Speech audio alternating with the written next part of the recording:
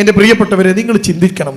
ഇന്ന് +2 പഠിക്കുന്ന ഒരു കുട്ടി നിങ്ങളുടെ വീട്ടിലുണ്ടെങ്കിൽ, +1 പഠിക്കുന്ന ഒരു കുട്ടി നിങ്ങളുടെ വീട്ടിലുണ്ടെങ്കിൽ, 10ാം ക്ലാസ് വരെ പോട്ടെ, ആ +1കാരനും +2കാരനും ഒക്കെ ചിന്തിക്കുന്നത് എങ്ങനെ പണം ഉണ്ടാക്കണം എന്നാണ്.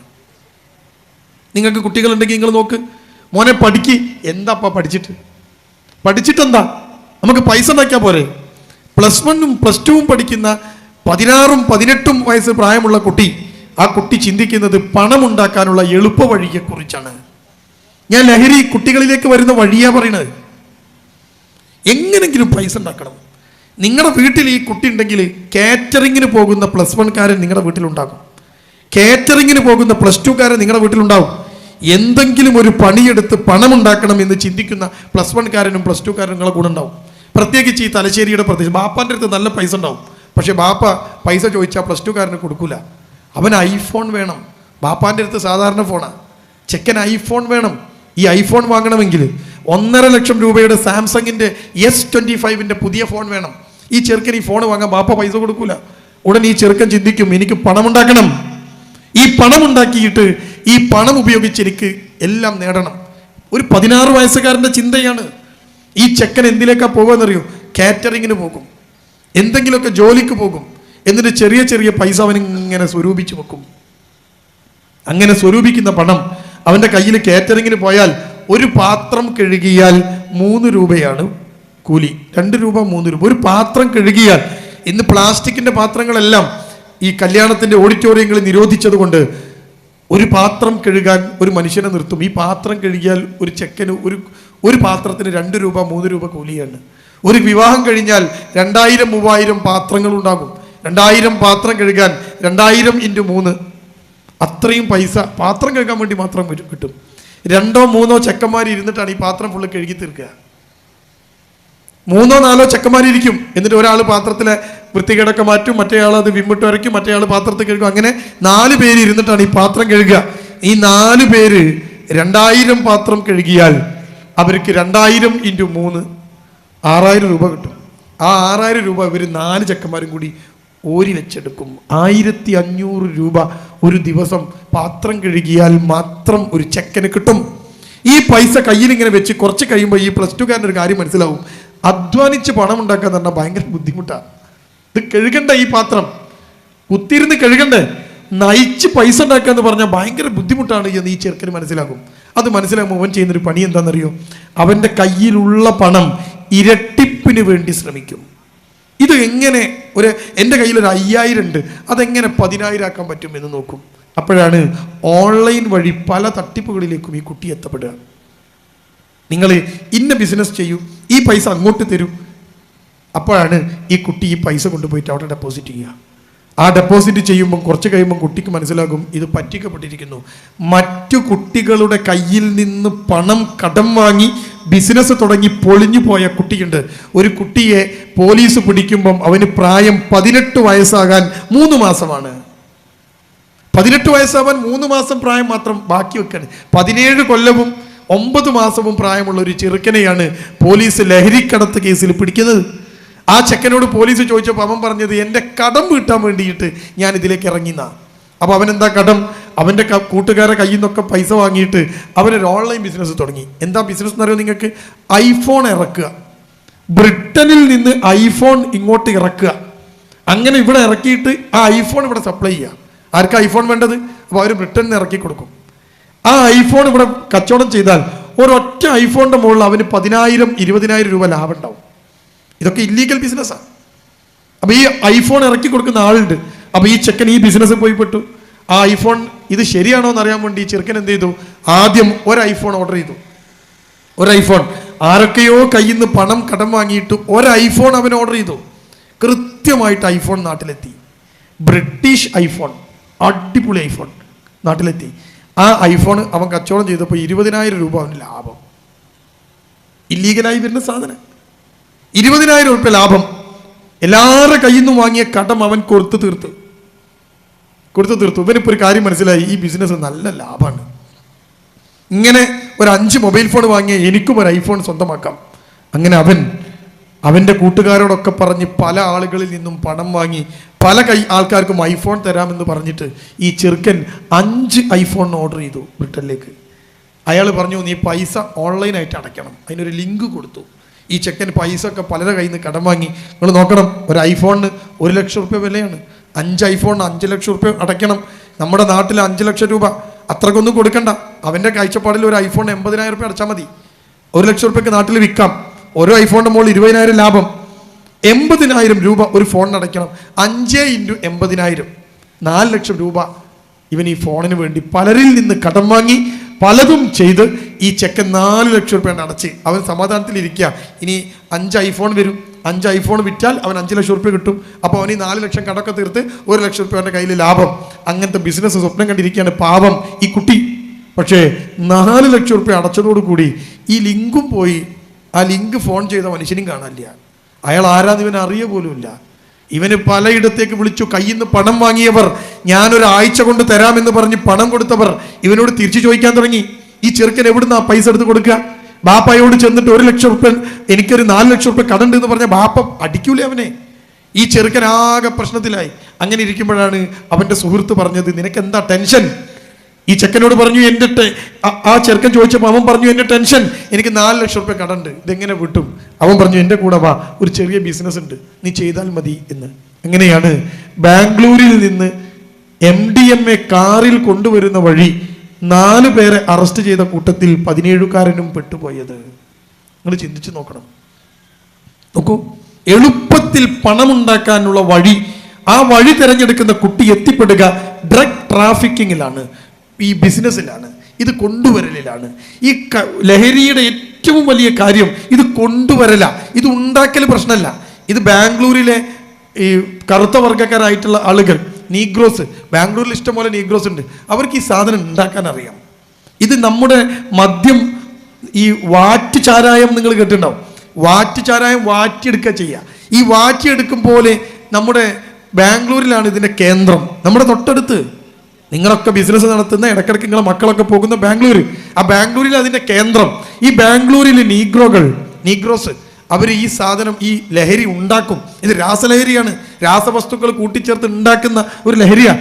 ആ ലഹരി ഉണ്ടാക്കാൻ അതിൻ്റെ കൂട്ട് ഈ നീഗ്രോസിന് അറിയാം. അവരാണ് ഈ ബിസിനസ്സിൻ്റെ ആൾക്കാർ. ഇത് ഉണ്ടാക്കാൻ പ്രശ്നമല്ല, ഇതെവിടെങ്കിലും ഒരു സ്വകാര്യമായ ഒരു സ്ഥലത്ത് വെച്ച് ഉണ്ടാക്കാം. ഇതെങ്ങനെ വിൽക്കും? ഇതെങ്ങനെ ട്രാഫിക് നടത്തും? ട്രാഫിക്കിങ് എങ്ങനെയാണ്? ഇതെങ്ങനെ കൊണ്ടുപോകും? കാരണം ലീഗലല്ലല്ലോ, ഇത് എവിടെ കൊണ്ടുപോയാലും പിടിക്കപ്പെടും. അപ്പോൾ ഇതെങ്ങനെ കൊണ്ടുപോകും? അപ്പോൾ ഇത് കൊണ്ടുപോകുന്നതിന് അതിൻ്റെ ഏറ്റവും കൂടുതൽ പൈസ വരിക. 1 ഗ്രാം MDMAക്ക് 1000 രൂപ 1500 രൂപക്ക് ഉണ്ടാക്കുന്നിടത്തുനിന്ന് കിട്ടും. അത് നിങ്ങൾ എത്തിച്ചാലാണ് അതിന് പൈസ. എത്തിക്കണ റിസ്ക്. ട്രാഫിക്കിംഗ് എന്നതിന് പറയാം, ഡ്രഗ് ട്രാഫിക്കിംഗ്. അത് എത്തിക്കണതാണ് പ്രശ്നം. കള്ള് പോലെയല്ല, സിഗരറ്റ് പോലെയല്ല. അതൊക്കെ നമുക്ക് കുപ്പിയിലാക്കിയിട്ട് ഇങ്ങനെ വിൽക്കാൻ പറ്റും വെച്ചുണ്ട്. നിങ്ങൾ മാഹിയിൽ കണ്ടില്ലേ ഇഷ്ടം പോലെ. പക്ഷേ ഇതങ്ങനെയല്ല. ഈ കുട്ടികളെ ലഹരി മാഫിയ കൃത്യമായിട്ട് ഉപയോഗിക്കുന്നത് എളുപ്പത്തിൽ പണമുണ്ടാക്കാനുള്ള വഴി തേടി നിങ്ങളുടെ മക്കൾ നടക്കുന്നുവെങ്കിൽ എൻ്റെ പ്രിയപ്പെട്ടവരെ നിങ്ങൾ തിരിച്ചറിയണം, നിങ്ങളുടെ കുട്ടിയുടെ ആ പോക്ക് ലഹരിയുടെ ട്രാഫിക്കിങ്ങിലേക്ക് പോകും. ലഹരിക്കടത്ത്. കുട്ടികളെ സ്ഥിതി ഇതാ. എൻ്റെ ശബ്ദം കേൾക്കുന്ന കുട്ടികൾ ചിന്തിച്ചു നോക്ക്. 6 പഠിക്കുന്ന 8 പഠിക്കുന്ന കുട്ടി ചിന്തിക്കുന്നത് എങ്ങനെ പൈസ ഉണ്ടാക്കാം എന്നാ. അവൻ്റെ ചിന്ത അതാ. +1 +2 എത്തുമ്പോഴേക്ക് കുട്ടികൾ കൊഴിഞ്ഞു പോവാണ്. ക്ലാസ് റൂമിനകത്ത് അധ്യാപകരുണ്ടാവുന്നില്ല. അധ്യാപകർക്ക് അറിയാം, ഒരൊറ്റ കുട്ടി പോലും ക്ലാസ് റൂമിൽ പഠനം മാത്രമായി മുന്നോട്ട് പോകുന്ന മക്കളില്ല. +2 ക്ലാസ് എടുക്കുന്ന അധ്യാപകരോട് ചോദിച്ചോ, നിങ്ങൾ ഒറ്റ ആൺകുട്ടിയും പഠിക്കുക മാത്രം എന്ന് പറഞ്ഞ് സ്കൂളിൽ വരില്ല. എന്തെങ്കിലും ഒരു സൈഡ് ബിസിനസ് ഈ ചെക്കൻ ഉണ്ടാവും. കാരണം എന്താ അറിയോ? ഇന്ന് ബാപ്പാനേക്കാളും ചിലവാ മക്കൾക്ക്. ബാപ്പാക്കൊരു 100 റുപ്യ 200 റുപ്യ ഉണ്ടെങ്കിൽ ഒരു ദിവസം ജീവിക്കാം. ചെക്കനോ, അവൻ തിന്നുന്നത് ബ്രോസ്റ്റാണ്. ഒരു ചെക്കനെ പോലീസൊക്കെ പിടിച്ച് കൗൺസിലിങ്ങിന് കൊണ്ടുവന്നപ്പോൾ അവൻ കോഫി കുടിക്കുന്നത് കോഴിക്കോട് സ്റ്റാർബക്സ് എന്ന് പറയുന്ന സ്ഥലത്ത് നിന്നാണ്. ഒരു കോഫിക്ക് 500 റുപ്യ വരെയാണ്. ഓൻ്റെ വാപ്പാൻ്റെ ഒരു ദിവസത്തെ കൂലിൻ്റെ പകുതിയാണ് 500. ചെക്കൻ കോഫി കുടിക്കുന്നത് സ്റ്റാർബക്സ് എന്നാണ്. ഞാൻ ചോദിച്ചു, എന്താണ് ആ കോഫിൻ്റെ പ്രത്യേകത? കുറച്ച് കയ്പ്പ് കൂടുതലുണ്ട്, വേറെ എന്താ പ്രത്യേകത? പക്ഷേ ഓൻ സ്റ്റാറ്റസ് അതാണ്. എല്ലാറ്റിനും പിറകിൽ പോകുന്നത് ഞാൻ പറഞ്ഞല്ലോ, ഏറ്റവും എളുപ്പം പണമുണ്ടാക്കാനുള്ള വഴി അത് ലഹരിയുടെ മാഫിയയാണ് എന്ന് നമ്മൾ തിരിച്ചറിയണം. ഈ ലഹരി മാഫിയകൾ ഏറ്റവും കൂടുതൽ ഇത് കടത്താൻ വേണ്ടി ഉപയോഗിക്കുന്നത് മക്കളെയാണ്. ഞാൻ ഇതൊക്കെ പറയുമ്പോൾ നിങ്ങളിതൊക്കെ ഓർത്ത് വെക്കണം, ഇതൊന്നും പറയാതിരുന്നിട്ട് കാര്യമില്ല. കോഴിക്കോട് KSRTC ബസ് സ്റ്റാൻഡിൽ നിന്ന് രാവിലെ സുബൈക്ക് മുമ്പ് ബാംഗ്ലൂരിലേക്ക് ബസ്സുണ്ട്. രാവിലെ സുബൈന്റെ മുമ്പ് 4:30 മണിക്ക് 5 മണിക്ക് ബസ്സുണ്ട്. ഈ ബസ്സിൽ രാവിലെ 4:30 കയറിയിരുന്നാൽ 7 മണിക്കൂർ കൊണ്ട് 8 മണിക്കൂർ കൊണ്ട് ബാംഗ്ലൂരിലെത്താം. അവിടെ സാറ്റലൈറ്റ് ബസ് സ്റ്റാൻഡ് എന്ന് പറയുന്ന ഒരു ബസ് സ്റ്റാൻഡാണ് ലഹരി മാഫിയക്കാരുടെ ട്രാഫിക്കിങ്ങിന്റെ കേന്ദ്രങ്ങളിലൊന്ന്. ഇതൊന്നും ചെയ്യാൻ കഴിയില്ല. എല്ലാം പോലീസുകാർക്കും മറ്റും പണം കൊടുത്തും സ്വാധീനം ചെലുത്തിയും രാഷ്ട്രീയക്കാരുൾപ്പെടെയുള്ളവരെ സ്വാധീനിച്ചുമൊക്കെയാണ് ഈ മാഫിയ പിടിമുറുക്കുന്നത്. അവിടെ നമുക്കൊന്നും ചെയ്യാൻ കഴിയില്ല. ഇവിടുന്ന് കോഴിക്കോട് ബസ് സ്റ്റാൻഡിൽ നിന്ന് 4:30 ബസ് കയറിയാൽ 5:30, 6:30, 7:30, 8:30, 9:30, 10:30, 11:30, 12:30, 8 മണിക്കൂർ കൊണ്ട് ഉച്ചയാകുമ്പോഴേക്ക് ആ ബസ് ബാംഗ്ലൂർ സാറ്റലൈറ്റ് ബസ് സ്റ്റാൻഡിൽ എത്തും. നിങ്ങൾ ഗൂഗിളിൽ കയറി സെർച്ച് ചെയ്തോ, ഞാൻ പറഞ്ഞത് തെറ്റാണോ നോക്കിക്കോ. ആ ബസ്സിന്റെ ടൈം അങ്ങനെയാ, 4:30 to 12:30, 1 മണി. ബ്ലോക്കൊന്നും ഇല്ലെങ്കിൽ ഉച്ചയാകുമ്പോഴേക്ക് ആ ബസ് ബാംഗ്ലൂരിലെത്തും. ബാംഗ്ലൂരിൽ നിന്ന് 1:30 മണിക്ക് ഉച്ചക്ക് 1:30 മണിക്കോ 2 മണിക്കോ പുറപ്പെടുന്ന ബസ്സിൽ കയറി തിരിച്ചിങ്ങോട്ട് കയറിയാൽ ആ ബസ് കോഴിക്കോട് എത്തുമ്പോൾ മഗ്‌രിബ് ബാങ്ക് കൊടുത്തു കഴിഞ്ഞിട്ടുണ്ടാവും, ചിലപ്പോൾ രാത്രിയാവും. കേട്ടോ, ഞാൻ എന്തിനകത്ത് പറഞ്ഞതെന്നറിയോ? മക്കൾ, ഞാൻ ഇന്ന് കല്യാണം ഉണ്ട് ഉപ്പ, ഞാൻ കാറ്ററിങ്ങിന് പോവാണ്, ഇന്ന് രാത്രി ഞാൻ വീട്ടിൽ വരൂല, ഇന്ന് രാത്രി ഞാൻ കാറ്ററിങ്ങിന്റെ പണിക്ക് പോവാ, പൈസ വേണം. ഒരു നിവൃത്തിയില്ല. മക്കൾ പൈസ ഉണ്ടാക്കാൻ വേണ്ടിയിട്ട് തുനിഞ്ഞിറങ്ങിയാൽ ഒരു ബാപ്പാക്ക് എത്ര പിടിച്ചേക്കാൻ പറ്റും? അപ്പൊ മക്കൾ പറയും, ഞാൻ ഇന്ന് രാത്രി വീട്ടിലില്ല കേട്ടോ ഉപ്പ. ഉമ്മനോട് പറയും, ഉമ്മ ഞാൻ ഇന്ന് രാത്രി കാറ്ററിങ്ങില്ല. ഈ കുട്ടി സുബഹിക്ക് മുമ്പ് ബസ് കയറും. ബാംഗ്ലൂർ ബസ്സിൽ കയറിയിട്ട് അവന് സീറ്റിൽ ചാരിയിരിക്കും. കയ്യിലുള്ള ആ മൊബൈൽ ഫോണിനകത്ത് ഒരു സിനിമ കാണും. ചെവിയിൽ സാധനമൊക്കെ കുത്തി, നിങ്ങൾക്ക് ബസ് കയറിയാൽ കാണാം. ഒരു സിനിമ കണ്ടു കഴിയുമ്പോൾ 2:30 മണിക്കൂർ സമയം, 2:30 മണിക്കൂർ കൊണ്ട് അവൻ ഒരു സിനിമ കാണും ബസ്സിൽ നിന്ന്. എന്നിട്ട് ഈ ചാർജ് ചെയ്യാനുള്ള സാധനമൊക്കെ അവൻ്റെ കയ്യിലുണ്ടാവും. അതൊക്കെ ചാർജ് ചെയ്ത് 2:30 മണിക്കൂർ സിനിമ കഴിഞ്ഞ് അവനൊന്ന് കിടന്നുറങ്ങും. ഒരു 1.5 മണിക്കൂർ. അപ്പോൾ സമയത്തരായി 2:30, 1:30, 4 മണിക്കൂർ അല്ലേ? അത് കഴിഞ്ഞിട്ട് അവൻ എണീക്കും, വീണ്ടും മൊബൈൽ ഓണാക്കും, എന്നിട്ട് വീണ്ടും ഒരു സിനിമ കൂടി കാണും. 2 സിനിമ കഴിയുമ്പോഴേക്ക് വണ്ടി ബാംഗ്ലൂരെത്തും. അടിപൊളി, 2 സിനിമ ഉണ്ടല്ലേ. അവന് ബാംഗ്ലൂർ ബസ് സ്റ്റാൻഡിൽ ഇറങ്ങി കയ്യിലുള്ള മൊബൈൽ ഫോണിന്റെ വാട്സപ്പിൽ ഒരു സന്ദേശം അയച്ചാൽ ബസ് സ്റ്റാൻഡിൽ അവനെ തെരഞ്ഞൊരു ചെക്കൻ വരും. അവൻ പറയും, ഈ ഇത്ര നമ്പർ ഇതിന്റെ മുമ്പിൽ നിന്നോ, ഞാൻ വരാം. വാട്സപ്പിലാ, ഒന്നും ഫോൺ ചെയ്ത് പറയില്ല. ആ ചെക്കൻ അവിടെ പോയി നിന്നാൽ അവനെ കാണാൻ വേണ്ടി ഒരുത്തം വരും. അവൻ്റെ കയ്യിൽ MDMA പോലെയുള്ള രാസലഹരി ഉണ്ടാകും. ചെറിയ ചെറിയ പൊതികളാക്കി 1 ഗ്രാം കൈവശം ഉണ്ടെങ്കിൽ നിങ്ങൾക്ക് എത്ര പ്രാവശ്യം അത് ഉപയോഗിക്കാം? 1 ഗ്രാം ഒരു നേരം ഉപയോഗിക്കണ്ട, 1 ഗ്രാം ഉണ്ടെങ്കിൽ 4 നേരമൊക്കെ ആയിട്ട് ഉപയോഗിക്കാൻ പറ്റും. അതാണ് MDMA, അപാരമായ രാസലഹരി. ഈ ചെറുക്കൻ ബസ് സ്റ്റാൻഡിൽ എത്തിക്കഴിഞ്ഞാൽ ആ ബസ് സ്റ്റാൻഡിൽ എത്തുന്ന ഈ ചെറുക്കനെ കാണാൻ വേണ്ടി ഒരാൾ വരും. അയാൾ ചെറിയ പൊതികളാക്കി 1 ഗ്രാം എന്ന് പറഞ്ഞാൽ എത്ര ഉണ്ടാവും കൂട്ടരെ? നിങ്ങൾ ചിന്തിക്ക്. 100 ഗ്രാം ചായപ്പൊടിയുടെ ഒരു പാക്കറ്റ് നിങ്ങളെ മനസ്സിലുണ്ടല്ലോ. 100 ഗ്രാം ചായപ്പൊടിൻ്റെ ഒരു പാക്കറ്റ് ഇല്ലേ? ആ പാക്കറ്റ് നിങ്ങളൊന്ന് മനസ്സിലേക്ക് കൊണ്ടുവരൂ. 50 ഗ്രാം ചായപ്പൊടിൻ്റെ പാക്കറ്റ് കൊണ്ടുവരൂ. 1 ഗ്രാം എത്ര ഉണ്ടാവും? ഒരു നഖത്തിൻ്റെ മുകളിൽ വെക്കാൻ മാത്രമേ ഉണ്ടാവുള്ളൂ. അങ്ങനത്തെ 10 ഗ്രാമിൻ്റെ 20 ഗ്രാമിൻ്റെ 30 ഗ്രാമിൻ്റെ ചെറിയ ചെറിയ പൊതികളാക്കിയിട്ട് MDMA പോലെയുള്ള രാസലഹരികൾ, മെത്ത് പോലെയുള്ള സാധനങ്ങൾ ഈ കുട്ടിൻ്റെ കയ്യിൽ ഇവൻ പതുക്കെ കൊണ്ടുപോയിട്ട് ഇവൻ്റെ കയ്യിൽ കൊടുക്കും. ബസ് ഇറങ്ങിയ ഉടൻ കിട്ടും, അത് കയ്യിൽ കൊടുക്കും. അത് കയ്യിൽ കൊടുത്താൽ അവൻ ആ സാധനവും പിടിച്ചുകൊണ്ട് അത് കയ്യിൽ കൊടുത്ത ഉടൻ തന്നെ ഗൂഗിൾ പേ. ഇപ്പൊ പൈസ കൊടുക്കാൻ പണ്ടൊക്കെ എണ്ണുമ്പോൾ ആൾക്കാർ കാണും, ബിസിനസ് അല്ലേ? ഇത് ഗൂഗിൾ പേ ആണ്. അപ്പൊ അവൻ ഇങ്ങനെ കൊടുത്തു കഴിഞ്ഞാൽ അവന് ഫോൺ എടുത്തിട്ട് പറയും, എത്രയാ ഇത്? ഇത്ര 30 ഗ്രാം, എത്ര പൈസ? ഇത്ര പൈസ. ക്ലിക്ക് കയറിയാ നോക്ക്, കയറി, ശരി, ഡീല് കഴിഞ്ഞു. ആ സാധനം കയ്യിൽ പിടിച്ചിട്ട് ഇവൻ നേരെ പോവുക. ബാംഗ്ലൂർ സാറ്റലൈറ്റ് ബസ് സ്റ്റാൻഡിൽ 5 രൂപ കൊടുത്താൽ ബാത്റൂം ഉപയോഗിക്കാം. 5 രൂപ, 5 രൂപ കൊടുത്തിട്ട് അവൻ ബാത്റൂമിലേക്ക് പോകും. അവൻ്റെ അണ്ടർവെയറിൻ്റെ ഇലാസ്റ്റിക്കിൽ ഈ സാധനം ഇങ്ങനെ വെക്കും, നിരത്തി. അണ്ടർവെയറിൻ്റെ ഇലാസ്റ്റിക്കിൻ്റെ മുകളിൽ ഇത് ഇങ്ങനെ വെക്കും. അതിന് കണക്കായി അണ്ടർവെയറൊക്കെ ഇടുക കണ്ടോ.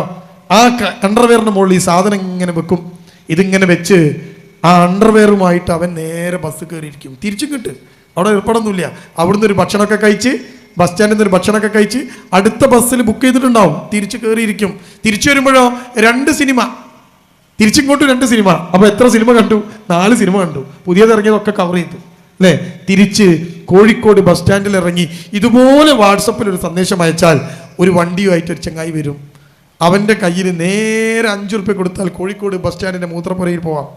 KSRTCയുടെ ആ മൂത്രപ്പുരയിൽ ചെന്ന് തൻ്റെ ഇലാസ്റ്റിക്കിൽ തിരികെ വെച്ച ഈ സാധനം പുറത്തെടുത്ത് കയ്യിൽ പിടിച്ച് ഇപ്പം പുറത്ത് വന്ന് പുറത്ത് കാത്തു നിൽക്കുന്ന ഒരാൾക്ക് ഈ സാധനം കൈമാറിയാൽ ദ ബിസിനസ് ഈസ് ഓവർ. ഇവൻ്റെ ഫോണിലേക്ക് എത്ര ഉണ്ട്? ഇത്ര ഗ്രാം, ഫൈൻ. എത്ര പൈസ? ഇത്ര പൈസ. ക്ലിങ്, പൈസ കയറിയോ? എന്തൊരു എളുപ്പ ബിസിനസ് നോക്കുന്നത്. ഇത്ര പണം ഒരു ഗ്രാമിന് 1500 രൂപക്ക് അവിടുന്ന് വാങ്ങിയത് ഇവിടെ എത്തുമ്പോൾ 3000 റുപ്യക്ക് കൊടുക്കുക എന്ന് പറഞ്ഞാൽ 1 ലക്ഷം റുപ്യക്ക് അവിടുന്ന് വാങ്ങുന്ന സാധനം ഓൻ ഒരു 2 സിനിമ കണ്ട് കഴിയുമ്പോഴേക്കും ഓൻ്റെ കയ്യിൽ 1 ലക്ഷം റുപ്യ വരും. എളുപ്പത്തിൽ പണമുണ്ടാക്കാൻ മക്കൾ തിരഞ്ഞെടുക്കുന്ന മാർഗം. ഞാൻ ഈ പറഞ്ഞ ലഹരിക്കടത്ത് ആൺകുട്ടി മാത്രമല്ല കൂട്ടരെ നടത്തുന്നത്, ആൺകുട്ടി മാത്രമല്ല പെൺകുട്ടികൾ നടത്തുന്നുണ്ട്. ഈ മയക്കുമരുന്ന് നാട്ടിലെത്തിക്കുന്നത് പെൺകുട്ടികളുണ്ട്. ആൺകുട്ടികൾ വിട്ടുങ്ങൾ ഇതേപോലെ പെൺകുട്ടി ബസ് കയറിയിരിക്കുന്നു അല്ലേ? ഒരു ദിവസം രാവിലെ പോകുന്നു, ബസ് കയറിയിരിക്കുന്നു, തിരിച്ചു പോകുന്നു, അവൾ തിരിച്ചെത്തുന്നു. രാവും പകലും ഇപ്പം ആർക്കും ഇല്ലല്ലോ, ആണും പെണ്ണും ഒക്കെ സമാണ് എന്നാണല്ലോ എല്ലാവരും വിളിച്ചു പറഞ്ഞുകൊണ്ടിരിക്കണേ. അവിടെ ആർക്കും എപ്പോഴും പുറത്തിറങ്ങാം, യാത്ര ചെയ്യാം, ഒറ്റയ്ക്ക് പോവാം. ഈ ബസ്സിനകത്ത് നിങ്ങളൊക്കെ ബാംഗ്ലൂർ പോയ ആൾക്കാരാ. ഏതെങ്കിലും ഒരു യാത്രയിൽ എപ്പോഴെങ്കിലും ഒരു പോലീസ് നിങ്ങൾ ആരെങ്കിലും ചെക്ക് ചെയ്തണോ? ഉണ്ടോ? ബാംഗ്ലൂരിലെ KSRTC ബസ്സിൽ യാത്ര ചെയ്യണ നിങ്ങളെ ചില സമയത്ത് അതിർത്തിയിൽ ബസ് നിർത്തി ബാഗ് പരിശോധിക്കും. ഏതെങ്കിലും ഒരാളെ നിങ്ങൾ ആരെങ്കിലും പോലീസുകാർ അരവന്ന് തപ്പി നോക്കിയണോ? ഇനി 10 ഗ്രാമിൻ്റെ പൊതികൾ ചെറിയ പൊതികളാക്കി അലാസ്റ്റിക്കിൽ തിരികെ വെച്ചത് തപ്പി നോക്കിയാൽ കിട്ടുമോ? നിങ്ങൾ ആലോചിച്ച് നോക്ക്, എവിടെയത് എത്തി നിൽക്കുന്നത്? മക്കൾ എങ്ങനെയാണ് ഇത് വല വീശി പിടിക്കുന്നതെന്നറിയോ നിങ്ങൾ? എളുപ്പം പണമുണ്ടാക്കാനുള്ള വഴികൾ തേടുന്ന പുതിയ തലമുറയാണ് എൻ്റെ പ്രിയപ്പെട്ടവരെ ഈ ലഹരി മാഫിയയുടെ കൈകളിൽ എത്തിപ്പെടുക എന്ന് എൻ്റെ ഉമ്മമാരും ഉപ്പമാരും തിരിച്ചറിയണം. അവിടെ നിങ്ങളെ കുട്ടി ഈ ലഹരി മാഫിയയുടെ കയ്യിൽ അകപ്പെട്ടു പോവാൻ സാധ്യതയുണ്ടോ എന്ന് നിങ്ങൾ നോക്കാനുള്ള എളുപ്പപ്പണിയാണ് ഞാൻ പറഞ്ഞത്. നിങ്ങളെ കുട്ടിക്ക് പണത്തിനോട് അമിതമായ ആർത്തിയുണ്ടോ? പൈസ ഉണ്ടാക്കണമെന്ന് ചിന്തണ്ടോ? അവന് +2-നും +1-നും പഠിക്കുന്ന കുട്ടിക്ക്, അല്ലെങ്കിൽ 10 പഠിക്കുന്ന ഡിഗ്രിക്ക് പഠിക്കുന്ന മകന് അവന് ഇങ്ങനത്തെ ഒരു ആഗ്രഹം ഉണ്ടെങ്കിൽ ആ കുട്ടിയുടെ വഴി തെറ്റും എന്ന് നിങ്ങൾ തിരിച്ചറിയണം. അധ്വാനിച്ച് പൈസ ഉണ്ടാക്കിയിട്ട് ഐഫോൺ വാങ്ങാനൊന്നും ഇപ്പം തൽക്കാലം കഴിയൂല. വല്ല ബിസിനസ്സും നടത്തുന്ന ആൾക്കാരുടെ കയ്യിലൊക്കെ ഐഫോൺ ഉണ്ടാവും. അധ്വാനിച്ച് പൈസ ഉണ്ടാക്കുന്ന ആൾക്കാരെ, ഡെയിലി പണിക്കോടുന്ന ആൾക്കാർക്ക് ഐഫോൺ വാങ്ങാൻ പറ്റുമോ? ഈ കുട്ടി കാറ്ററിങ്ങിൻ്റെ പണിക്ക് പോയിട്ട് എത്ര പാത്രം കഴിക്കാലും അവന് ഈ സാധനം വാങ്ങാൻ കഴിയും. അപ്പോൾ നമ്മുടെ മക്കൾ തെറ്റിപ്പോകുന്ന ഒരു വഴി എൻ്റെ പ്രിയമുള്ള ഉമ്മമാരും ഉപ്പമാരും തിരിച്ചറിയണം. നമ്മുടെ കുട്ടിയുടെ കാഴ്ചപ്പാട് മാറിയെങ്കിൽ നമ്മുടെ കുട്ടിയെ നിങ്ങൾ ശ്രദ്ധിക്കണം. കഴിയുമെങ്കിൽ ആ കുട്ടിയുടെ പിറകെ നടക്കണം. 2, ഞാൻ ചുരുക്കി പറയുകയാണ്, ഒരുപാട് സമയം നമുക്ക് ഉണ്ടാവില്ലല്ലോ, ചുരുക്കി പറയുകയാണ്. 2, ഇനി അടുത്ത പ്രശ്നം എന്താ? നിങ്ങളുടെ മക്കൾ എന്തിലെങ്കിലും ഒന്ന് പെട്ടു എന്ന് നിങ്ങൾക്ക് തോന്നിയാൽ നിങ്ങൾ എന്താ ചെയ്യുക? നമുക്ക് തോന്നുകയാണ് എൻ്റെ കുട്ടി സിഗരറ്റ് വലിക്കുന്നു, എൻ്റെ കുട്ടി മയക്കുമരുന്ന് മാഫിയക്കൊക്കെ തകപ്പെട്ടിട്ടുണ്ട്. ഇത് തോന്നിക്കഴിഞ്ഞാൽ നിങ്ങൾ എന്താ ചെയ്യുക? ഉമ്മമാരെന്താ ചെയ്യാന്നറിയോ? എങ്ങനെങ്കിലും ആരും അറിയാതെ ഇതിനെ ഒതുക്കാനൊരു ശ്രമം നടത്തും. നമ്മുടെ ഉമ്മമാരുടെ ഏറ്റവും വലിയ പ്രശ്നങ്ങളിൽ ഒന്നതാണ്. എൻ്റെ കുട്ടി മയക്കുമരുന്ന് ഉപയോഗിക്കുന്നുണ്ട് എന്ന് സമൂഹത്തോട് എങ്ങനെ വിളിച്ചു പറയും? എൻ്റെ മോനെ കഞ്ചാവടിക്കാരനായി MDMA-കാരനായിട്ട് നാട്ടിൽ അറിയപ്പെടാൻ ഏത് ഉമ്മ ഇഷ്ടപ്പെടും? അപ്പോൾ ഉമ്മ എന്ത് ചെയ്യുന്നറിയോ? ഒരു പ്രശ്നം വന്നു കഴിഞ്ഞാൽ അതങ്ങ് ഒതുക്കിക്കളയും. നമ്മൾ നേരത്തെ വീഡിയോയിൽ കണ്ട മുഴുവൻ സംഭവ വികാസങ്ങളും ഇങ്ങനെ ഒതുക്കപ്പെട്ടതിൻ്റെ മേലെ നടക്കുന്നതാണ്. നിങ്ങളുടെ കുട്ടിക്ക് ഇതിൻ്റെ ഉപയോഗമുണ്ടെന്നോ, നിങ്ങളുടെ കുട്ടി ഇതിലേക്ക് പോകുന്നുണ്ടെന്നോ എൻ്റെ പ്രിയപ്പെട്ടവരെ നിങ്ങൾക്ക് തോന്നിക്കഴിഞ്ഞാൽ ആദ്യം വേണ്ടത് ആ വിവരം ഒരു കൗൺസിലിങ്ങിലെങ്കിലും ചെന്ന് നിങ്ങൾ അറിയിക്കണം, അല്ലെങ്കിൽ അധികാരികളെ അറിയിക്കണം, അല്ലെങ്കിൽ വലിയ ദുരന്തത്തിലേക്കാണ് നിങ്ങളുടെ കുടുംബം ചെന്ന് പോവുക. അപ്പോൾ നിങ്ങൾക്ക് ഒരു കാര്യം മനസ്സിലായി. ഇനിയോ 2. അപ്പോൾ ഒന്നാമത്തെ കാര്യം ഇപ്പം ഞാൻ പറഞ്ഞു കഴിഞ്ഞു, എളുപ്പം പണമുണ്ടാക്കുക. 2, ആർഭാടമായ ജീവിതം, ഭയങ്കര ജീവിതം. നമ്മളെ മക്കളെ കുറിച്ച് നിങ്ങൾ ചിന്തിച്ചു നോക്ക്, പുതിയ തലമുറയെക്കുറിച്ച് ചിന്തിച്ചു നോക്ക്. ഈ നാട്ടിൽ മഞ്ചേരി മെഡിക്കൽ കോളേജ്, കേരളത്തിലെ മെഡിക്കൽ കോളേജുകളിലൊന്നാണ് മഞ്ചേരിയിലെ മെഡിക്കൽ കോളേജ്. മഞ്ചേരി മെഡിക്കൽ കോളേജിലെ 3 ഡോക്ടർമാർ യുവ ഡോക്ടർമാർ, പുതിയതായിട്ട് പഠിച്ചിറങ്ങിയ 3 പേർ, ഒരു ആൺകുട്ടിയും 2 പെൺകുട്ടിയും. ഇവര് 1 കൊല്ലത്തോളം ഒരു പഠനം നടത്തി. ആ പഠനത്തിന്റെ റിപ്പോർട്ട് നിങ്ങൾക്ക് ഇന്റർനെറ്റിൽ അവൈലബിൾ ആണ്, നിങ്ങൾക്ക് സെർച്ച് ചെയ്യാം. ഞാൻ പറയുന്നത് സത്യമാണോ അല്ലെങ്കിൽ വെറുതെ പറയണോ എന്നൊക്കെ നിങ്ങൾക്ക് സെർച്ച് ചെയ്യാം. ഈ മെഡിക്കൽ കോളേജിലെ 3 യുവ ഡോക്ടർമാർ ഒരു പഠനം നടത്തുകയാണ്. എന്താ പഠനം എന്നറിയോ? വാട്സപ്പിന്റെ ഗ്രൂപ്പിൽ നിങ്ങൾക്ക് എപ്പോഴും കാണാം, ചെറുപ്പക്കാർ ഇഷ്ടം പോലെ മരിച്ചു പോകുന്നു. കുഴഞ്ഞു വീണ് മരിക്കുന്നവർ, പെട്ടെന്ന് പോകുന്നു. നമ്മൾ ചിന്തിക്കടാ, ഇപ്പം മരിച്ച 35 വയസ്സുള്ള മോന് 29 വയസ്സുകാരൻ. ഞാൻ മിനിയാന്ന് പത്രത്തിൽ വായിച്ചത് 2ാം ക്ലാസ്സിൽ പഠിക്കുന്ന ഒരു പെൺകുട്ടി കുഴഞ്ഞു വീണ് മരിച്ചു എന്നാ.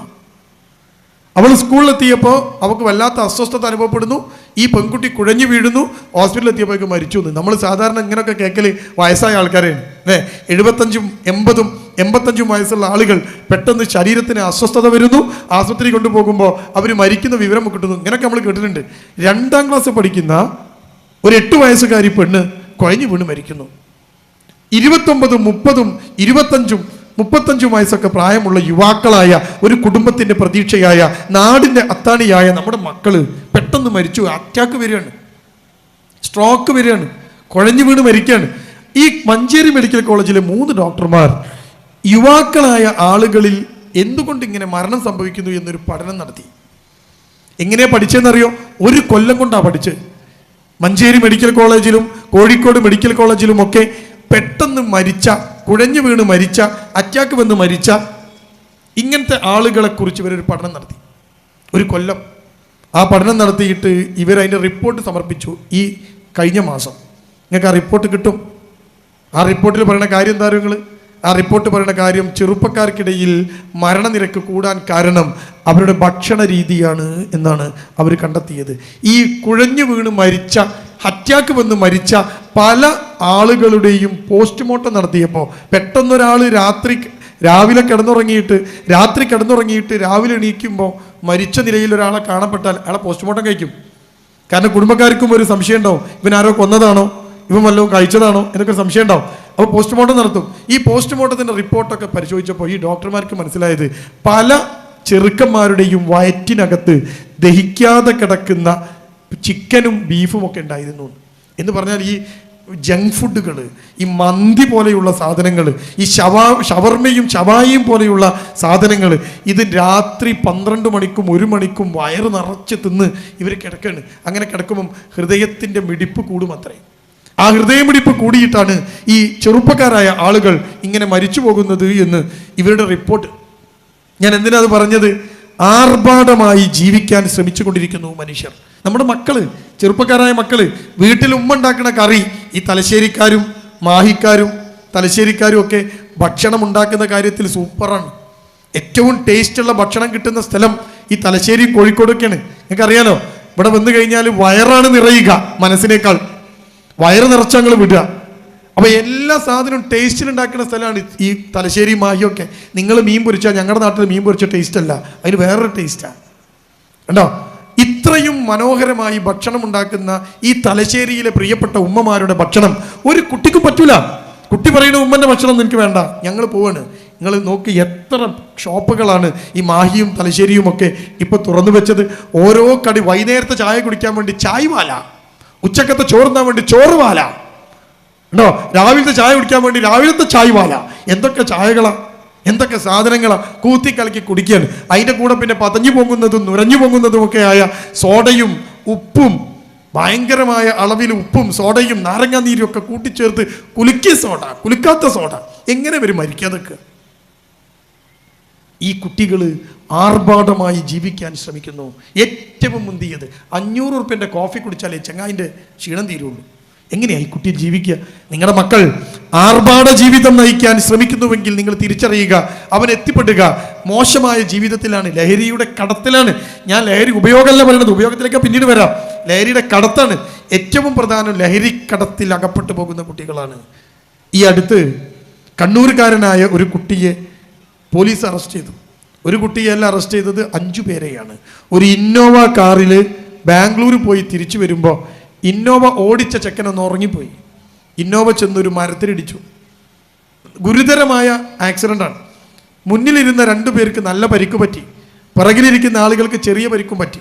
ഈ വണ്ടിയിൽ മുഴുവൻ തുണികളായിരുന്നു.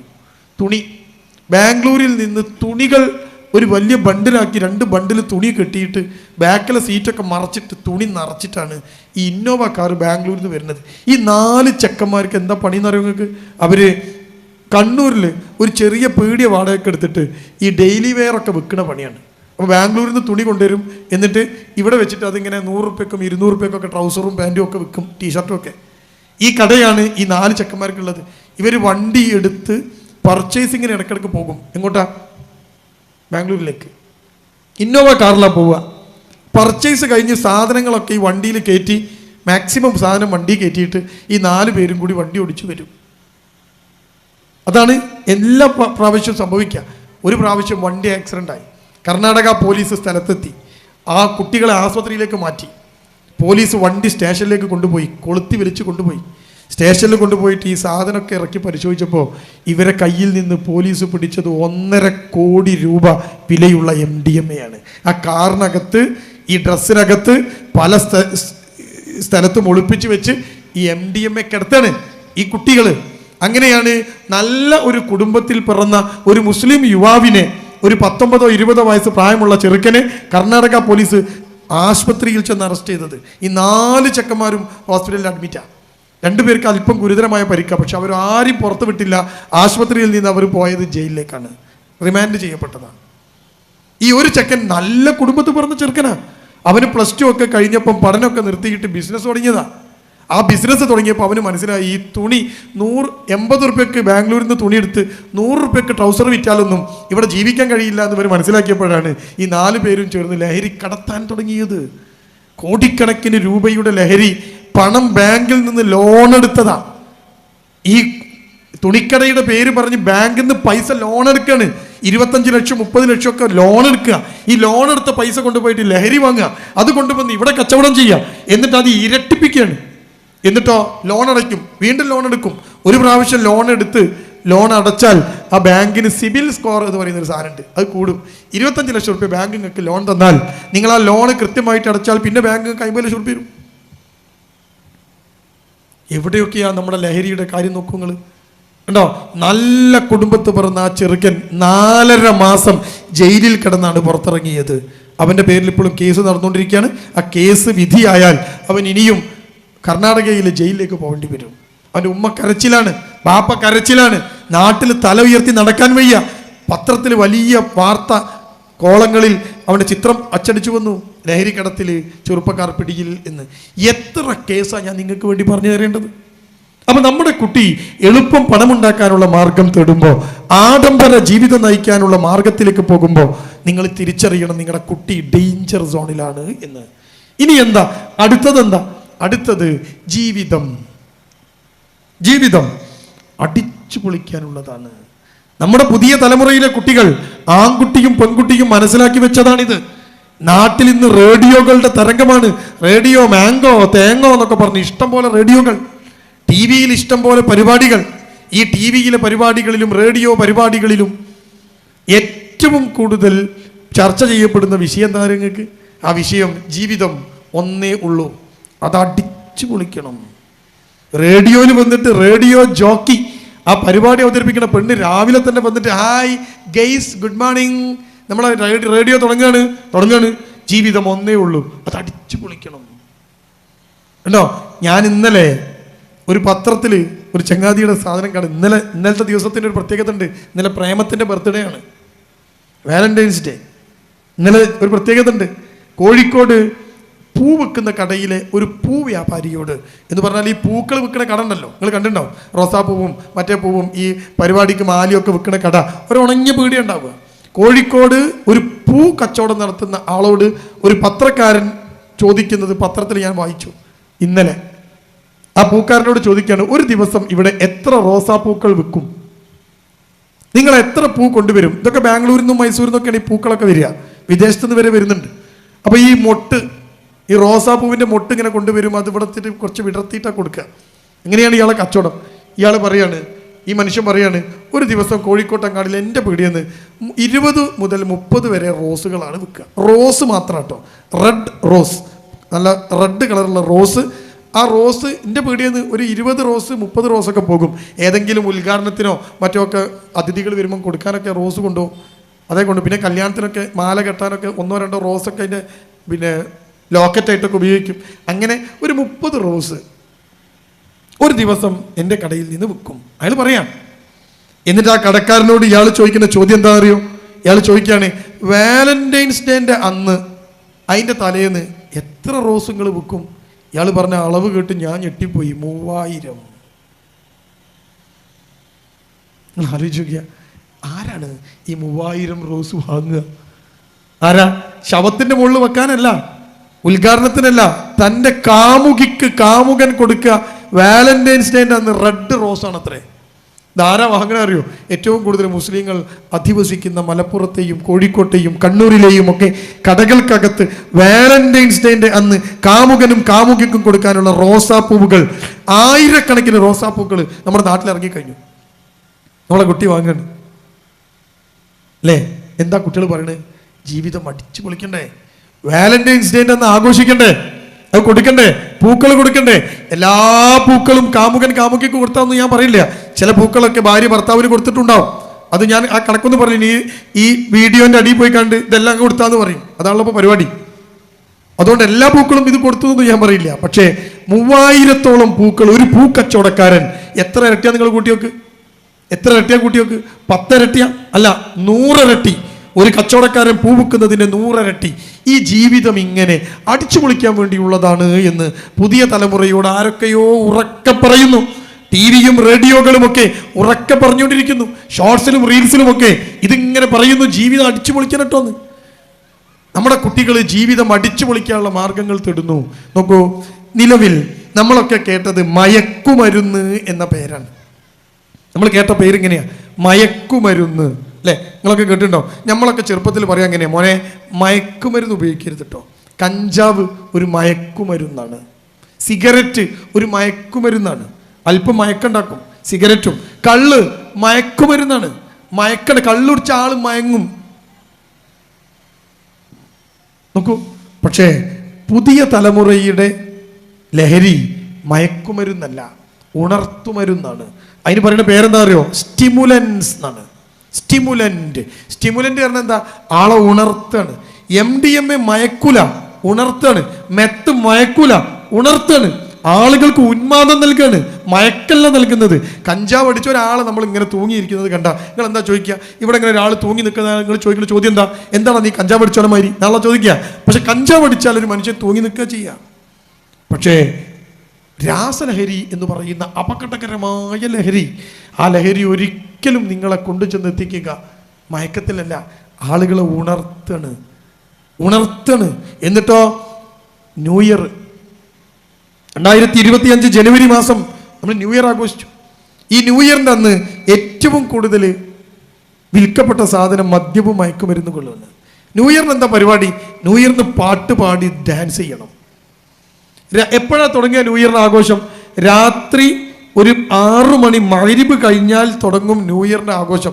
കോഴിക്കോട്ടെ എല്ലാ ഹോട്ടലിലും ന്യൂ ഇയർ ആഘോഷമാണ്.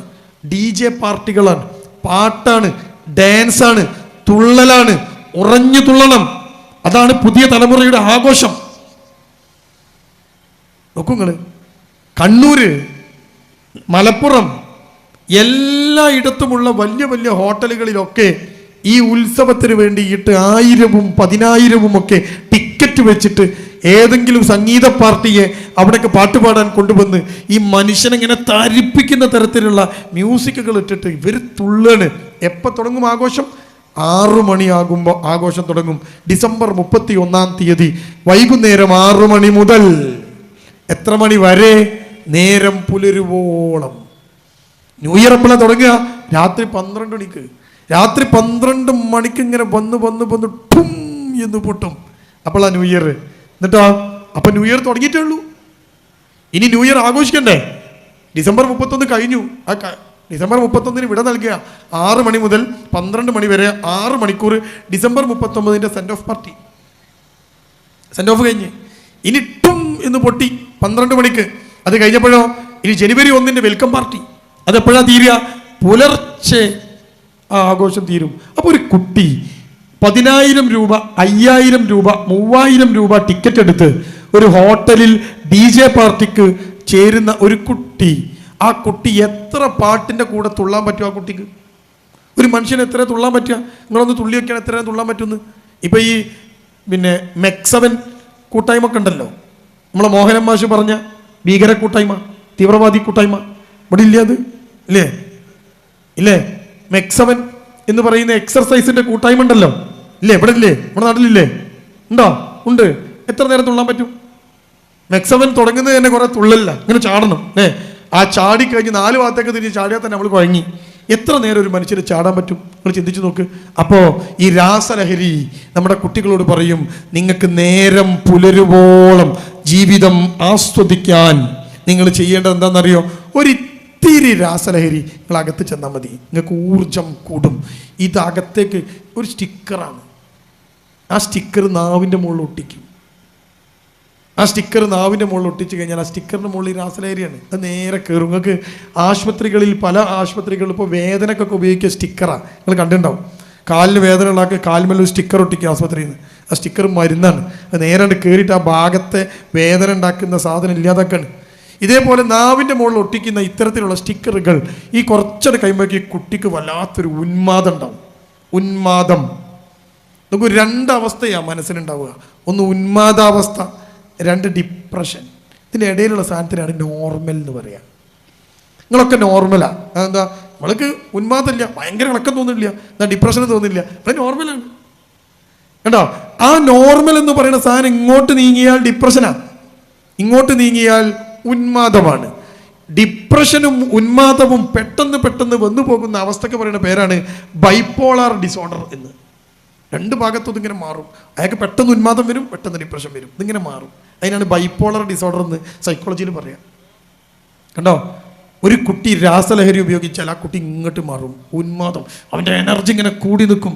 അവനേറെ നേരം ഡാൻസ് കളിക്കാം. വൈകുന്നേരം 6 മണിക്ക് തുടങ്ങുന്ന DJ പാർട്ടി നേരം വെളുക്കുവോളം അവൻ്റെ നാവിലൊട്ടിച്ച ഒരു സ്റ്റിക്കറിൻ്റെ ബലത്തിൽ അവന് നേരം വെളുക്കുവോളം ആഘോഷിക്കാം.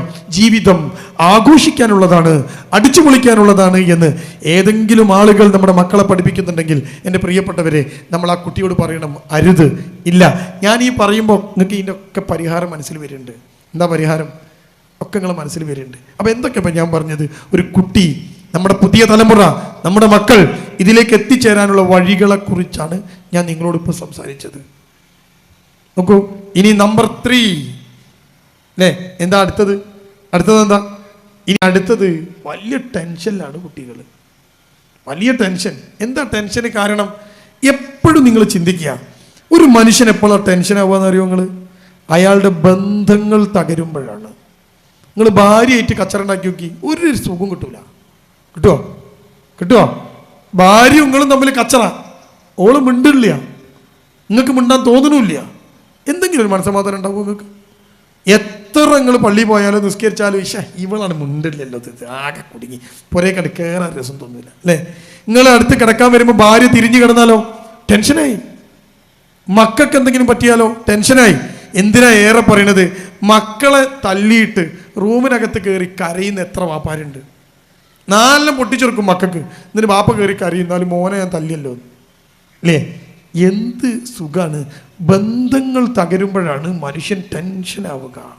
നമ്മുടെ പുതിയ തലമുറയിലെ കുട്ടികളുടെ പ്രത്യേകത, ബന്ധങ്ങൾക്ക് അവർക്ക് പുല്ല് വിലയാണ്. വാപ്പാനൊരു വിലയില്ല, ഉമ്മാക്കൊരു സ്ഥാനമില്ല, സഹോദരി സഹോദരന്മാർക്കിടയിൽ സ്നേഹമില്ല. ഒരു മൊബൈലിൻ്റെ ലോകത്ത് ഈ കുട്ടികൾ ഇങ്ങനെ നടക്കാണ്, ഒരു ബന്ധങ്ങളുമില്ല. പിന്നെ ഉള്ളത് ഏതാ? കുറച്ച് സുഹൃത്ത് ബന്ധങ്ങൾ, പിന്നെ ഒരു പ്രേമം എന്ന് പറയുന്ന സാധനം ഫുൾ ടെൻഷനാണ്. കാരണം എന്താ? ഈ പ്രേമിക്കണ ചെക്കൻ വേറെ പെണ്ണിനെ പ്രേമിക്കണ്ടോ നോക്കി നടക്കണം, പ്രേമിക്കുന്ന പെണ്ണ് വേറെ ചെക്കന് അപ്ലിക്കേഷൻ കൊടുക്കണോ നോക്കി ഓടി നടക്കണം. എല്ലാം കൂടി ചേർന്നിട്ട് പുതിയ തലമുറ വല്ലാത്തൊരു ടെൻഷൻ അനുഭവിക്കുകയാണ്. ഈ ടെൻഷനിൽ നിന്ന് രക്ഷപ്പെടാനുള്ള മാർഗമായി മയക്കുമരുന്നുകളിലേക്ക് മക്കൾ മാറ്റപ്പെടുന്നു. നോക്കൂ, അപ്പോൾ ഇതിൻ്റെ പരിഹാരം എന്താ? നമ്മൾ എന്താ വേണ്ടത്? ഞാൻ പറഞ്ഞല്ലോ, എനിക്ക് കുറേ നേരം പറയാൻ സമയമില്ല. എന്താ നമ്മൾ വേണ്ടത്? എന്താ അതിൻ്റെ പരിഹാരം? എൻ്റെ പ്രിയപ്പെട്ടവരെ, പരിഹാരം എളുപ്പമാണ്. പരിഹാരം നമ്മുടെ അടുത്ത് തന്നെ ഉണ്ട്. എന്താ? ഇതിനൊക്കെ ഇങ്ങനെ ഒന്നുമല്ല ജീവിതം എന്ന് കുട്ടിക്ക് പറഞ്ഞു കൊടുക്കുക. ഞാൻ അവസാനം പറഞ്ഞ് നിർത്തിയത് മുതൽ തുടങ്ങാം. ബന്ധങ്ങൾ ഊഷ്മളമാക്കുക, മക്കളെ ചേർത്ത് പിടിക്കുക. ഇതിനപ്പുറത്തേക്ക് യാതൊരു വഴിയുമില്ല. കുട്ടികളാണെങ്കിൽ നമ്മളിൽ നിന്ന് അകലാനുള്ള ടെൻഡൻസി കാണിച്ചുകൊണ്ടിരിക്കുന്നു. ഈ കുട്ടിയെ ചേർത്ത് പിടിക്കുക. എങ്ങനെയാ ചേർത്ത് പിടിക്കാൻ പറ്റുക? നോക്കൂ, ഞാൻ ചെറിയൊരു ഉദാഹരണം പറഞ്ഞുതരാം. ഒരു സ്കൂളിൽ നിന്ന് 15 ദിവസം സസ്പെൻഡ് ചെയ്യപ്പെട്ടു ഒരു കുട്ടിയെ. ആ സ്കൂളിൽ നിന്ന് 6 പേരെ സസ്പെൻഡ് ചെയ്തു. എന്തിനാണെന്നറിയോ?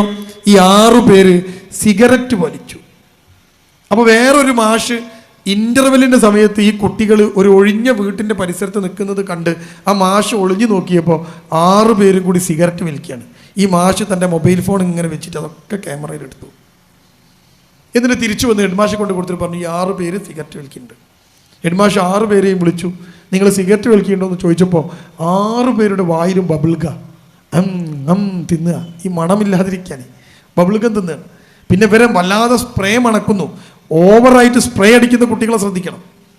ഭയങ്കര സ്പ്രേ നടക്കുന്ന കുട്ടികളെ ശ്രദ്ധിക്കണം. വേറെ മണം കിട്ടാക്കാൻ വേണ്ടിയിട്ടാണ് ഇത് ചെയ്യുക. കണ്ടോ, കള്ളന്മാരങ്ങനെയുള്ളൂ. കള്ളൻ മോഷ്ടിച്ച് കഴിഞ്ഞാൽ മുളക് പൊടി വിതറും. ഈ പോലീസ് നായ മണക്കുമ്പോൾ പോലീസ് നായൻ്റെ മുഖം കയറാനാണ്, മണം ഒഴിവാക്കാൻ വേണ്ടിയിട്ടാണ്. കള്ളന്മാരെ പരിപാടിയാണ്. അപ്പോൾ ഈ കുട്ടികൾ സ്പ്രേ ഒക്കെ അടിച്ച് മാഷ റൂമിൽ കയറിയപ്പോൾ തന്നെ മാഷ റൂമിൽ സുഗന്ധം, ബബിൾഗം. മാഷ് ചോദിച്ചു, നിങ്ങൾ സിഗരറ്റ് വലിച്ചിട്ടുണ്ടോ? ചെക്കന്മാർ പറഞ്ഞു ഇല്ല. വീഡിയോ കാണിച്ചു കൊടുത്തു. ഇതാ. ഇനി എന്താ പറയുക? 6 പേരെയും 14 ദിവസത്തേക്ക് സ്കൂളിൽ നിന്ന് സസ്പെൻഡ് ചെയ്തു. 15ാമത്തെ ദിവസം സ്കൂളിൽ വന്നാൽ മതി. പക്ഷെ വരുമ്പോൾ 6 പേരും കൗൺസിലിംഗ് ചെയ്ത് ഒരു സർട്ടിഫിക്കറ്റ് ഹാജരാക്കണം. കൗൺസിലർ ഒരു സർട്ടിഫിക്കറ്റ് തരണം. ഈ കുട്ടിയെ പരിശോധിച്ചിട്ടുണ്ടെന്നും ഈ കുട്ടിയുടെ പ്രശ്നങ്ങളെ തീർത്തിട്ടുണ്ടെന്നും ഈ കുട്ടി ഇനി ശരിയാകുമെന്നും ഒരു കൗൺസിലർ സർട്ടിഫൈ ചെയ്താൽ നിങ്ങൾക്ക് 15ാമത്തെ ദിവസം സ്കൂളിൽ ഇരിക്കാം, അല്ലെങ്കിൽ ഔട്ട്. 6 പേരിൽ ഒരു ചെക്കനെ എൻ്റെ അടുത്ത് കൊണ്ടുവരിക. അവൻ +1 പഠിക്കുകയാണ്, +2 എത്തുന്നേ ഉള്ളൂ. എൻ്റെ അടുത്ത് വരിക. ആ ചെക്കന് 18 വയസ്സ് പ്രായം തികയാനിരിക്കുന്നേ ഉള്ളൂ, ആയിട്ടില്ല. ആ ചെറുക്കൻ എൻ്റെ മുമ്പിൽ ഇരുന്നപ്പോൾ ഞാൻ അവനോട് ചോദിച്ചു, മോനെ നീ എപ്പോഴാണ് ഈ സിഗരറ്റ് തുടങ്ങിയത്? ഈ ചെക്കൻ പറഞ്ഞു, സാറേ ഞാൻ 9ാം ക്ലാസ് പഠിക്കുമ്പോഴാണ് തുടങ്ങിയത്. അപ്പോൾ എത്ര കൊല്ലമായി? 9, 10, 11. 4ാമത്തെ വർഷത്തിലേക്ക് വിജയകരമായി പോയിക്കൊണ്ടിരിക്കുകയാണ് അവൻ. 3 കൊല്ലമായിട്ട് അവൻ സിഗരറ്റ് വലിക്കുന്നു. എൻ്റെ ശബ്ദം കേൾക്കുന്ന ഞാൻ ഇതിൻ്റെ പരിഹാരം പറയണേ. 3 വർഷമായിട്ട് ഈ മകൻ സിഗരറ്റ് വലിക്കുന്നു. ഈ സിഗരറ്റ് വലിക്കുന്നു എന്ന് മനസ്സിലാക്കാൻ ഈ മാഷ് കാണേണ്ടി വന്നു. എന്തൊരു ഗതികേടാണ് ചോദിച്ചു. 3 കൊല്ലമായിട്ട് അവൻ സിഗരറ്റ് വലിക്കുന്നു. ഞാൻ ചോദിച്ചു, എന്നിട്ട് മോനെ, അവനോട് ചോദിച്ച ചോദ്യമാണ്, മോനെ നീ 3 കൊല്ലം സിഗരറ്റ് വലിച്ചിട്ട് നിന്റെ ഉമ്മാക്ക് മണത്തില്ലേ? ബാപ്പ അറിഞ്ഞില്ലേ? സ്വാഭാവികമായ ചോദ്യമാണല്ലോ, അല്ലേ? സാധാരണ ഈ ആണുങ്ങളൊക്കെ ഹോട്ടലിൽ ഭക്ഷണം കഴിക്കാൻ കയറും. അപ്പോൾ ഈ പൊരിച്ച കോഴി, ഈ ബ്രോസ്റ്റ് പൊരിച്ച കോഴിയൊക്കെ തരുമ്പോൾ ഹോട്ടലുകാർ ഉള്ളി കൊണ്ടേക്കും. നിങ്ങൾ കണ്ടിട്ടുണ്ടാവില്ല, വട്ടത്തിൽ സവാള ഉള്ളി മുറിച്ച് കൊണ്ടേക്കും, അല്ലേ? ഇവിടെ തലശ്ശേരി ഇല്ലേ അത്? നമ്മൾ ഈ ചിക്കനൊക്കെ തിന്നുമ്പം ചിലപ്പോൾ ഒരു കഷ്ണം ഉള്ളിയൊക്കെ എടുത്ത് വായിലിടും. പല്ല് തേച്ച് വൃത്തിയായി മേല് കഴുകി ഭാര്യൻ്റെ കൂടെ കിടന്നാൽ നമ്മുടെ വായ മണക്കുമ്പോൾ ഭാര്യ ചോദിക്കും, നിങ്ങൾ ഉള്ളി തിന്നിടല്ലേ? ചോദിക്കല്ലേ? അല്ലേ? അപ്പോൾ നമ്മൾ പറയും, അല്ലോ ഞാനത് മഗ്‌രിബിൻ്റെ മുമ്പ് തിന്നതാ. തിന്നില്ലേ? തിന്ന്. തൻ്റെ വായിൽ നിന്ന് ഉള്ളിയുടെ മണം ഭാര്യയ്ക്ക് എങ്ങനെ കിട്ടിയത്? നിങ്ങളെ ഭാര്യയും തമ്മിലൊരു അടുപ്പുള്ളത് കൊണ്ടാണ്, അല്ലേ? നിങ്ങൾ വേറെ സ്ഥലത്തും ഭാര്യ വേറെ സ്ഥലത്തുമാണ് കിടക്കണമെങ്കിലോ, നിങ്ങൾ അങ്ങോട്ട് തിരിഞ്ഞും ഭാര്യ ഇങ്ങോട്ട് തിരിഞ്ഞോ കിടക്കണമെങ്കിലോ എന്ത് മണം കിട്ടാനാ? അടുപ്പമുണ്ടാകുമ്പോൾ നിങ്ങളെ വായിലെ മണം കിട്ടും, അല്ലേ? കിട്ടും. ഇനി നിങ്ങൾ ചിന്തിച്ച് നോക്ക്, ഈ കുട്ടി 9 മുതൽ +2, +1 വരെ സിഗരറ്റ് വലിച്ചത് ഉമ്മ അറിഞ്ഞില്ല. എന്താ കാരണം?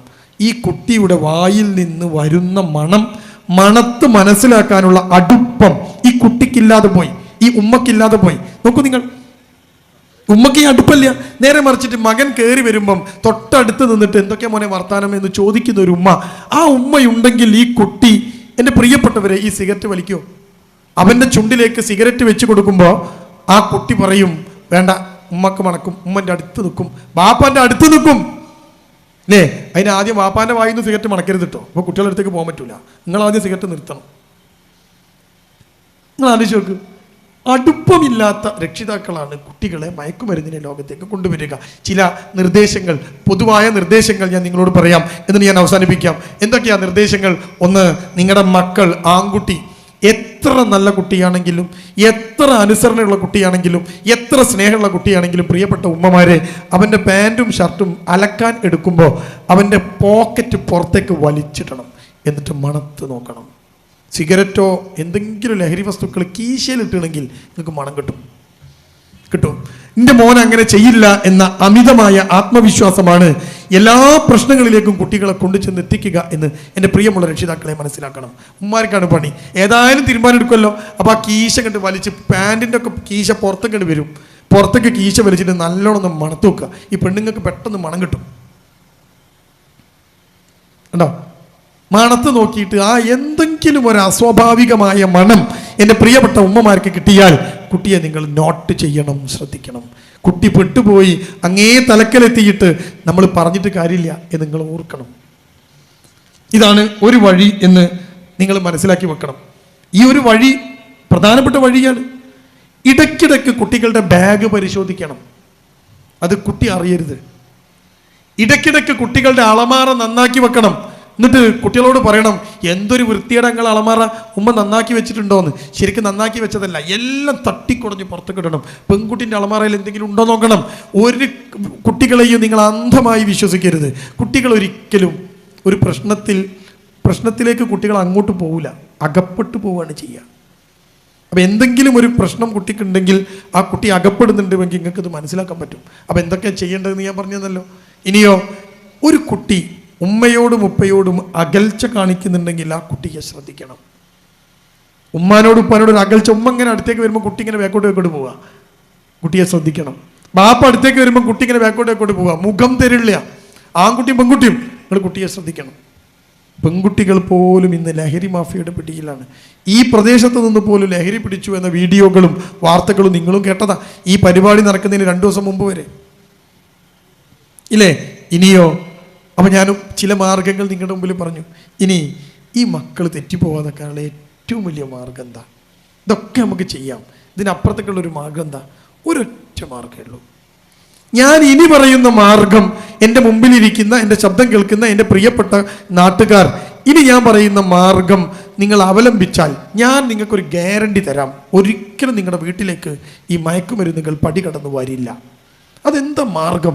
ഈ കുട്ടികളുടെ പിറകെ നമുക്ക് ഇങ്ങനെ മണം പിടിച്ച് നടക്കാൻ പറ്റുമോ? ഈ കുട്ടികളുടെ പിറകെ നമുക്ക് ഇങ്ങനെ ക്യാമറയിട്ട് നടക്കാൻ പറ്റുമോ? ഇല്ല. അപ്പോൾ പിന്നെ എന്താ ചെയ്യേണ്ടത്? അപ്പോൾ ചെയ്യേണ്ട ഒരൊറ്റ പണി എന്താ അറിയോ? അത് മാത്രമാണ് പരിഹാരം.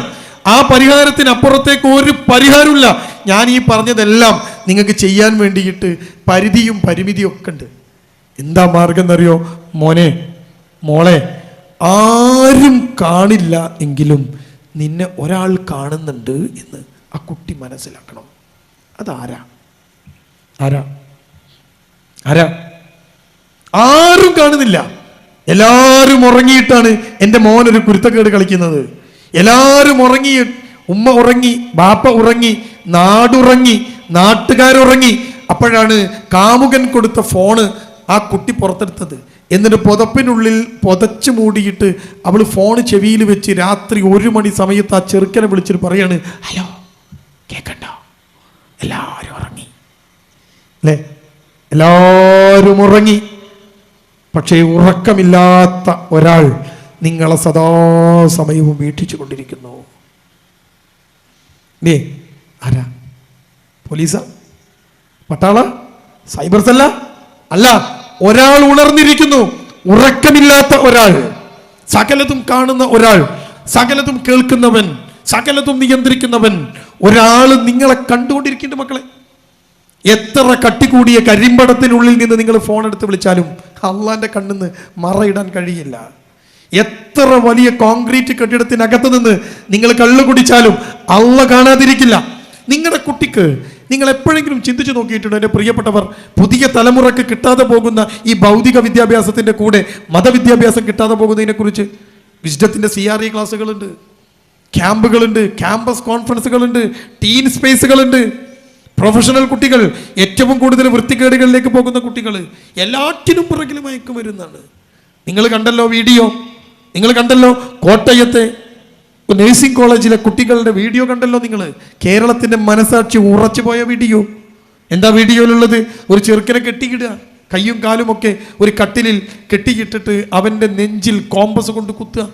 2 ക്ലിപ്പ് ഇങ്ങനെ കുത്തിവെച്ച് അത് പിടിച്ച് വലിക്കുകയാണ്. അവൻ്റെ സ്വകാര്യ ഭാഗത്ത് ഡംബിൾസ് വെക്കാണ്. കാലിൽ അവർ കുത്തിയിട്ട് ചോര വരാഞ്ഞിട്ട് അവൻ ഞെക്കി ചോര വരുത്താണ് കേട്ടോ. ഒരു ചെക്കനെ, പാവപ്പെട്ട ഒരു ചെറുക്കനെ അവൻ അലറിക്കരയുമ്പോൾ അവൻ്റെ വായിൽ സ്പൂണിൻ്റെ തല വെച്ചു കൊടുക്കുകയാണ്. സ്പൂണ് വായിൽ വെച്ചാലുള്ള കുഴപ്പം എന്താ അറിയോ? നമ്മൾ വായ തുറന്നാൽ സ്പൂൺ അകത്തേക്ക് വരും. അപ്പോൾ അണ്ണാക്ക് കുത്തും. അപ്പം മുണ്ടാൻ കഴിയില്ല. സ്പൂണ് വെച്ചാൽ പിന്നെ മുണ്ടൂല, അവൻ വായ പൂട്ടിയിരിക്കും. എന്തൊരു ക്രൂരതയാണ് ഈ വൃത്തികെട്ടവർ. ഈ ചെക്കന്മാരുണ്ടല്ലോ 5 എണ്ണം, അവരെ പരിശോധിച്ചാൽ നിങ്ങൾക്കറിയാം അകത്ത് മുഴുവൻ മദ്യമാണ്, അകത്ത് മുഴുവൻ മയക്കുമരുന്നാകും. അല്ലാതെ ഒരു മനുഷ്യന് നല്ല ഓർമ്മയിൽ ഇങ്ങനെ ചെയ്യാൻ പറ്റുമോ? നിങ്ങൾ ചിന്തിച്ചു നോക്ക്. ഒരു ചെക്കൻ ഇങ്ങനെ കോമ്പസ് കൊണ്ട് കുത്തേറ്റ് പൊളയുമ്പോൾ ആർക്കാ കൂട്ടരെ ചിരിക്കാൻ കഴിയുക? ഈ മയക്കുമരുന്ന് അകത്ത് കിടക്കാത്തവനല്ലാതെ. ഇതൊക്കെ ചെയ്യുമ്പോൾ ഇത് പോലീസ് കാണില്ല, പട്ടാളം കാണില്ല എന്ന് പറയുമ്പോഴും നമുക്ക് പറയാൻ പറ്റണം, മക്കളെ നിങ്ങൾ എന്ത് ചെയ്താലും ഒരാൾ നിങ്ങളെ കണ്ടുകൊണ്ടിരിക്കുന്നു, അവനെല്ലാം നോട്ട് ചെയ്യുന്നു. അവനറിയാതെ ഭൂമിയിൽ ഒരു ഇല പോലും അനങ്ങില്ല, ഒരു ഉറുമ്പ് പോലും അരിച്ചു പോകില്ല. ആ ഒരു ബോധം നിങ്ങളുടെ കുട്ടികൾക്ക് ഉണ്ടാവാൻ എന്ത് ശ്രമ കൂട്ടരെ നമ്മൾ നടത്തുക. ഇന്ന് മതവിദ്യാഭ്യാസത്തിന് ഒരു പ്രശ്നമില്ലല്ലോ, ആരും അയക്കുന്നില്ലല്ലോ. ഒരു CRE ക്ലാസ് നടക്കുന്നുണ്ട്, എത്ര പേര് കുട്ടികളെ അയക്കും? ഒരു ഞായറാഴ്ചയാണ് കുട്ടിക്ക് ആകെ ഒരു ഒഴിവ്, അന്നും കൂടി ഇനി ക്ലാസ്സാണ് അല്ലേ? 2 മണിക്കൂർ സമയം ഖുർആനിലെ ഒരു ആയത്ത്, ഏതെങ്കിലും ഒരു ഹദീസ് ഈ കുട്ടിയൊക്കെ ഒന്ന് പറഞ്ഞു കൊടുത്തിട്ട് അവർക്ക് ഖുർആനുമായും സാൻമാർഗികതയുമായും ഒക്കെ ബന്ധമുണ്ടാക്കാനുള്ള അവസരം കളഞ്ഞു കുളിച്ചു പോയി നമ്മൾ, ഇല്ലേ? നിങ്ങൾ ആലോചിച്ച് നോക്ക്. ഒരു കുട്ടി കോഴിക്കോട് ഒരു കുട്ടി, ആ കുട്ടി കുറ്റിപ്പുറത്ത് എഞ്ചിനീയറിംഗ് കോളേജിൽ പഠിക്കുക, പെൺകുട്ടിയാണ്.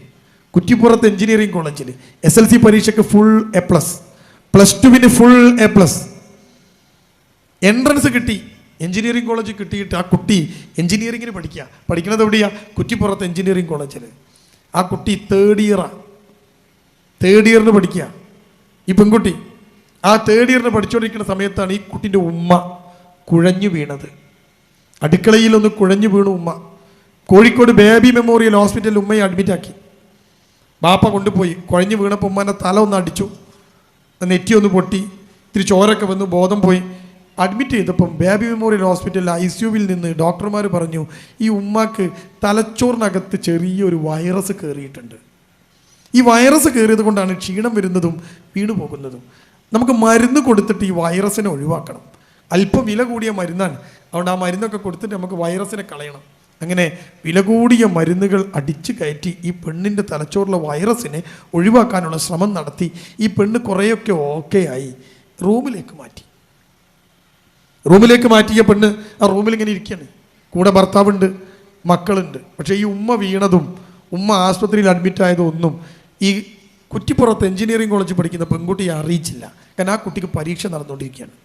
പരീക്ഷ പ്രശ്നമാക്കണ്ട, കുട്ടിക്ക് പരീക്ഷ എഴുതാൻ കഴിയാതെ ഈ കുട്ടി വീട്ടിലേക്ക് വരണ്ട എന്ന് കരുതിയിട്ട് വാപ്പ പറഞ്ഞു, ഇപ്പോൾ ഉമ്മക്ക് ഒന്നുമില്ലല്ലോ, കുഴപ്പമൊന്നുമില്ലല്ലോ, ICU ഉമ്മ വന്നിണല്ലോ, ഇനി ഈ കുട്ടീൻ്റെ പരീക്ഷ കഴിഞ്ഞിട്ട് നമുക്ക് കൊണ്ടുവരാം. അങ്ങനെ ഈ കുട്ടിയെ വിവരങ്ങളൊന്നും അറിയിച്ചില്ല. ഉമ്മ റൂമിലേക്ക് മാറ്റി. ഉമ്മ റൂമിലേക്ക് മാറ്റിക്കഴിഞ്ഞ ഉമ്മ ആ റൂമിനകത്ത് ഉമ്മ ഇങ്ങനെ ഇരിക്കുകയാണ്. ഒരു വൈകുന്നേരം സമയം കട്ടൻ ചായ കുടിക്കുകയാണ് ഉമ്മ. ബിസ്ക്കറ്റ് കട്ടൻ ചായയിൽ കുത്തിയിട്ട് ബിസ്ക്കറ്റ് തിന്നുകൊണ്ടിരിക്കുന്നുണ്ട്. ഭർത്താവ് കൂടെ ഇരിക്കുന്നുണ്ട്. ഉമ്മ കട്ടൻ ചായ പകുതിയോളം കുടിച്ചിട്ടുണ്ട്. ഒരു ബിസ്ക്കറ്റ് ഇങ്ങനെ കുത്തിയിട്ട് വായിൽ വെച്ച് ആ അലിഞ്ഞ ബിസ്ക്കറ്റ് വായിൽ നിന്ന് ഇറങ്ങിപ്പോകുന്നതിന് മുമ്പ് ആ ഉമ്മ നേരെ കട്ടിലേക്ക് ഇങ്ങനെ അങ്ങോട്ട് മറിഞ്ഞു വീണു. ഭർത്താവ് കൂടെ ഉണ്ട്. ഉടൻ എല്ലാവരും കൂടി ഒച്ചയും വിളിയായി. നഴ്സുമാർ ഓടി വന്നു. കോഴിക്കോട് ബേബി മെമ്മോറിയലിൽ ഒരു പ്രത്യേകത ഉണ്ട്, എല്ലാ കട്ടിലും ഉരുട്ടിക്കൊണ്ടുപോകാൻ പറ്റിയ കട്ടിലാണ്. നിങ്ങൾ കണ്ടിട്ടുണ്ടാവും, കട്ടിലിന് ടയറുണ്ടാവും. ഉടൻ തന്നെ അതേ കട്ടിൽ നേരെ ICUവിലേക്കാണ് ഉരുട്ടിക്കൊണ്ടുപോയി. നഴ്സുമാർ ഓടിക്കൊണ്ടു ചെന്നു ICUവിൽ അഡ്മിറ്റ് ചെയ്തു ഉമ്മയെ. വീണ്ടും ICUവിൽ. മണിക്കൂറുകൾ കഴിഞ്ഞപ്പം പുറത്തു വന്ന ഡോക്ടർ പറഞ്ഞു, നിവൃത്തിയില്ല, ഉമ്മ മരിച്ചു പോയിരിക്കുന്നു എന്ന്. ഒരു പെണ്ണ്, ആ പെണ്ണിൻ്റെ 41ാമത്തെ വയസ്സിലാണ് അവർ മരിച്ചു പോണത്. ഈ വൈറസ് മരുന്ന് കൊടുത്തിട്ടും വൈറസിൻ്റെ വ്യാപനം തടയാനായില്ല. പെട്ടെന്നത് കൂടി തലച്ചോറിനെ ബാധിച്ചു, ആ പെണ്ണ് മരിക്കുന്നു. 41 വയസ്സുള്ള പെണ്ണ്. മൂത്ത മകൾക്ക് 20 വയസ്സ് പ്രായം. ആ പെണ്ണ് മരിച്ചു പോകണ്ട. മരിച്ചു കഴിഞ്ഞാൽ പിന്നെ നിവൃത്തിയില്ല, മയ്യത്തായി.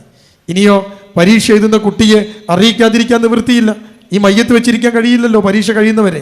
ഉടൻ ഒരു കാറും എടുത്ത് കോഴിക്കോട് നിന്ന് നേരെ കുറ്റിപ്പുറത്തേക്ക് ബന്ധുക്കൾ അവർ ചെന്ന് പ്രിൻസിപ്പാളിനോടും മാഷന്മാരോടും കാര്യം പറഞ്ഞു, കുട്ടീൻ്റെ ഉമ്മ പെട്ടെന്ന് മരിച്ചിരിക്കുന്നു, അതുകൊണ്ട് നമുക്ക് കുട്ടിയെ കൊണ്ടുപോകണം. ഈ കുട്ടിയുടെ പരീക്ഷ കഴിഞ്ഞ് പരീക്ഷ ഹാളിൽ നിന്ന് കുട്ടി പുറത്തിറങ്ങിയപ്പം ബന്ധുക്കൾ കാത്തിരിക്കുന്നു. കുട്ടിയോട് കാര്യം പറഞ്ഞു, ഉമ്മ മരിച്ചിരിക്കുന്നു, പെട്ടെന്നായിരുന്നു എന്ന്. കുട്ടി ഭയങ്കര കരച്ചിൽ. അവളെ പിടിച്ച് വണ്ടിയിലിട്ട് ആ കുട്ടിയെ കോഴിക്കോട് കൊണ്ടുവന്നു. മയ്യത്ത് കുളിപ്പിച്ച് കഫൻ ചെയ്ത് വീട്ടിലിങ്ങനെ കിടത്തിയിക്കുക. ആ മയ്യത്തിൻ്റെ മുമ്പിൽ നിസ്കരിക്കണം, മയ്യത്തിൻ്റെ മുമ്പിൽ നിസ്കരിക്കണം, മയ്യത്ത് നിസ്കരിക്കണം.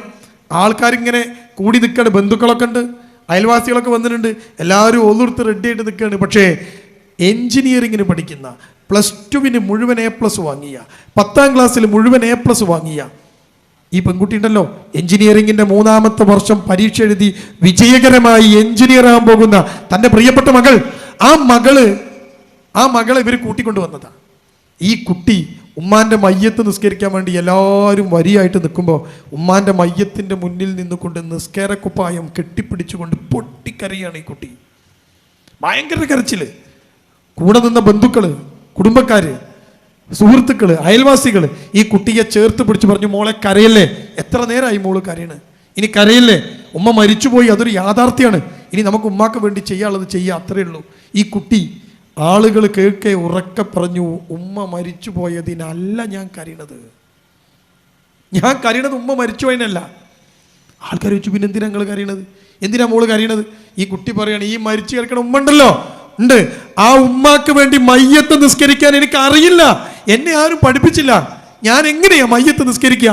എനിക്ക് നിസ്കാരക്കുപ്പായം പിടിച്ചിങ്ങനെ നിൽക്കുകയാണ്. ഇതിന് 2 റക്അത്താണോ 3 റക്അത്താണോ, സുജൂദ് പോകണോ, റുക്കൂഉണ്ടോ, ഇതിന് പ്രാർത്ഥന ഉണ്ടോ? കുട്ടി പറയാണ്, അറിയില്ലല്ലോ എനിക്ക്, എൻജിനീയറിങ്ങിന് എൻ്റെ ഉമ്മ എന്നെ പഠിപ്പിച്ചു, +2 ഞാൻ A+ വാങ്ങി, +1 +2 മികച്ച രീതിയിൽ പഠിച്ചു, നല്ല റെക്കോർഡുള്ള കുട്ടി.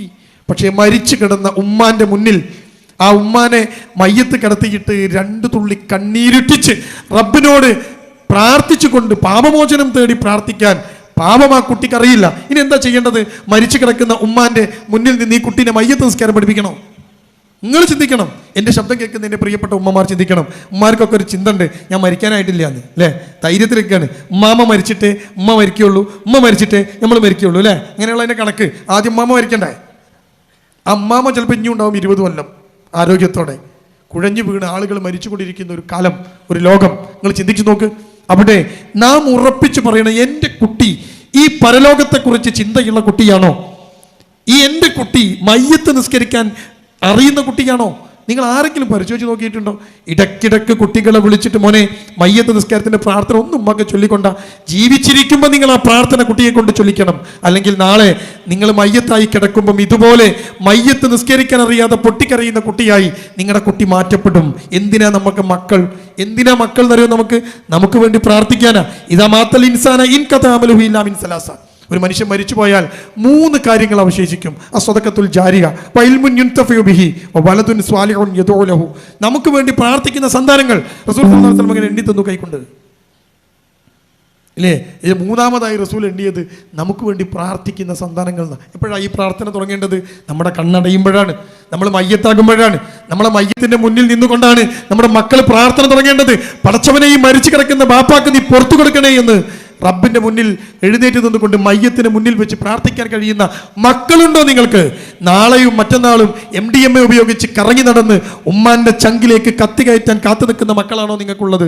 പരിഹാരം എന്താ കൂട്ടരെ? പരിഹാരം എന്താണ്? ഉമ്മയാരാണ് ബാപ്പയാരാണ് എന്ന് കൃത്യമായി പഠിപ്പിച്ച ഒരു ദീനിൻ്റെ അധ്യാപനങ്ങൾ നിങ്ങളുടെ കുട്ടിയുടെ മനസ്സിനകത്തേക്ക് ഇട്ടുകൊടുക്കാൻ ഒരു തിയറി ക്ലാസ് എങ്കിലും പൂർണ്ണമായിട്ട് നടക്കാറുണ്ടോ നമ്മുടെ നാട്ടിൽ? മദ്രസകൾക്കകത്ത് കുട്ടികളുണ്ടോ? പള്ളിയിലെ ക്ലാസ്സിന് ആരെങ്കിലും വരാറുണ്ടോ? നമ്മളെ മക്കളൊക്കെ തോണ്ടിയിരിക്കുകയാണ്. റീൽസും ഷോർട്സും വൃത്തികെട്ടുകളും അവരുടെ ഇൻഫ്ലുവൻസ് ചെയ്യുന്ന ഇൻഫ്ലുവൻസറുകൾ മറ്റാളുകളായി മാറുകയാണ്. മയക്കുമരുന്നുകളും കഞ്ചാവും ഒക്കെ ഇഷ്ടം പോലെ വ്യാപിച്ചു കൊണ്ടിരിക്കുന്ന ഈ ലോകത്ത് നമ്മുടെ മക്കൾ അതിനോട് നോ പറയാൻ ഈ ഗവൺമെന്റുകൾക്ക് കഴിയില്ല, ആർക്കും കഴിയില്ല. നിങ്ങളുടെ കുട്ടിക്ക് റബ്ബ് സുബ്ഹാനഹു തആലയുടെ ബോധമുണ്ടാവണം. ആരും കണ്ടില്ലെങ്കിലും എന്നെ റബ്ബ് കാണുന്നു എന്ന ബോധമുണ്ടാക്കണം. അതുകൊണ്ട് നിങ്ങളുടെ മക്കൾക്ക് ദൈവവിശ്വാസത്തിൻ്റെ, റബ്ബിനോടുള്ള വിശ്വാസത്തിൻ്റെ ഒരു പുതപ്പ് നിങ്ങളുടെ മക്കൾക്ക് മേലെ നിങ്ങൾ ഇട്ട് കൊടുക്കണം. അല്ലെങ്കിൽ വലിയ അപകടങ്ങൾ നിങ്ങളെ കാത്തിരിക്കുന്നു എന്ന ചിന്ത, ഓർമ്മ നിങ്ങൾക്കുണ്ടാവണം. പരിഹാരം കഴിഞ്ഞു. ഇനി എവിടെ പരിഹാരമുള്ളത്? വേറെ ആർക്കാണ് ഈ പരിഹാരം പറയാൻ പറ്റുക?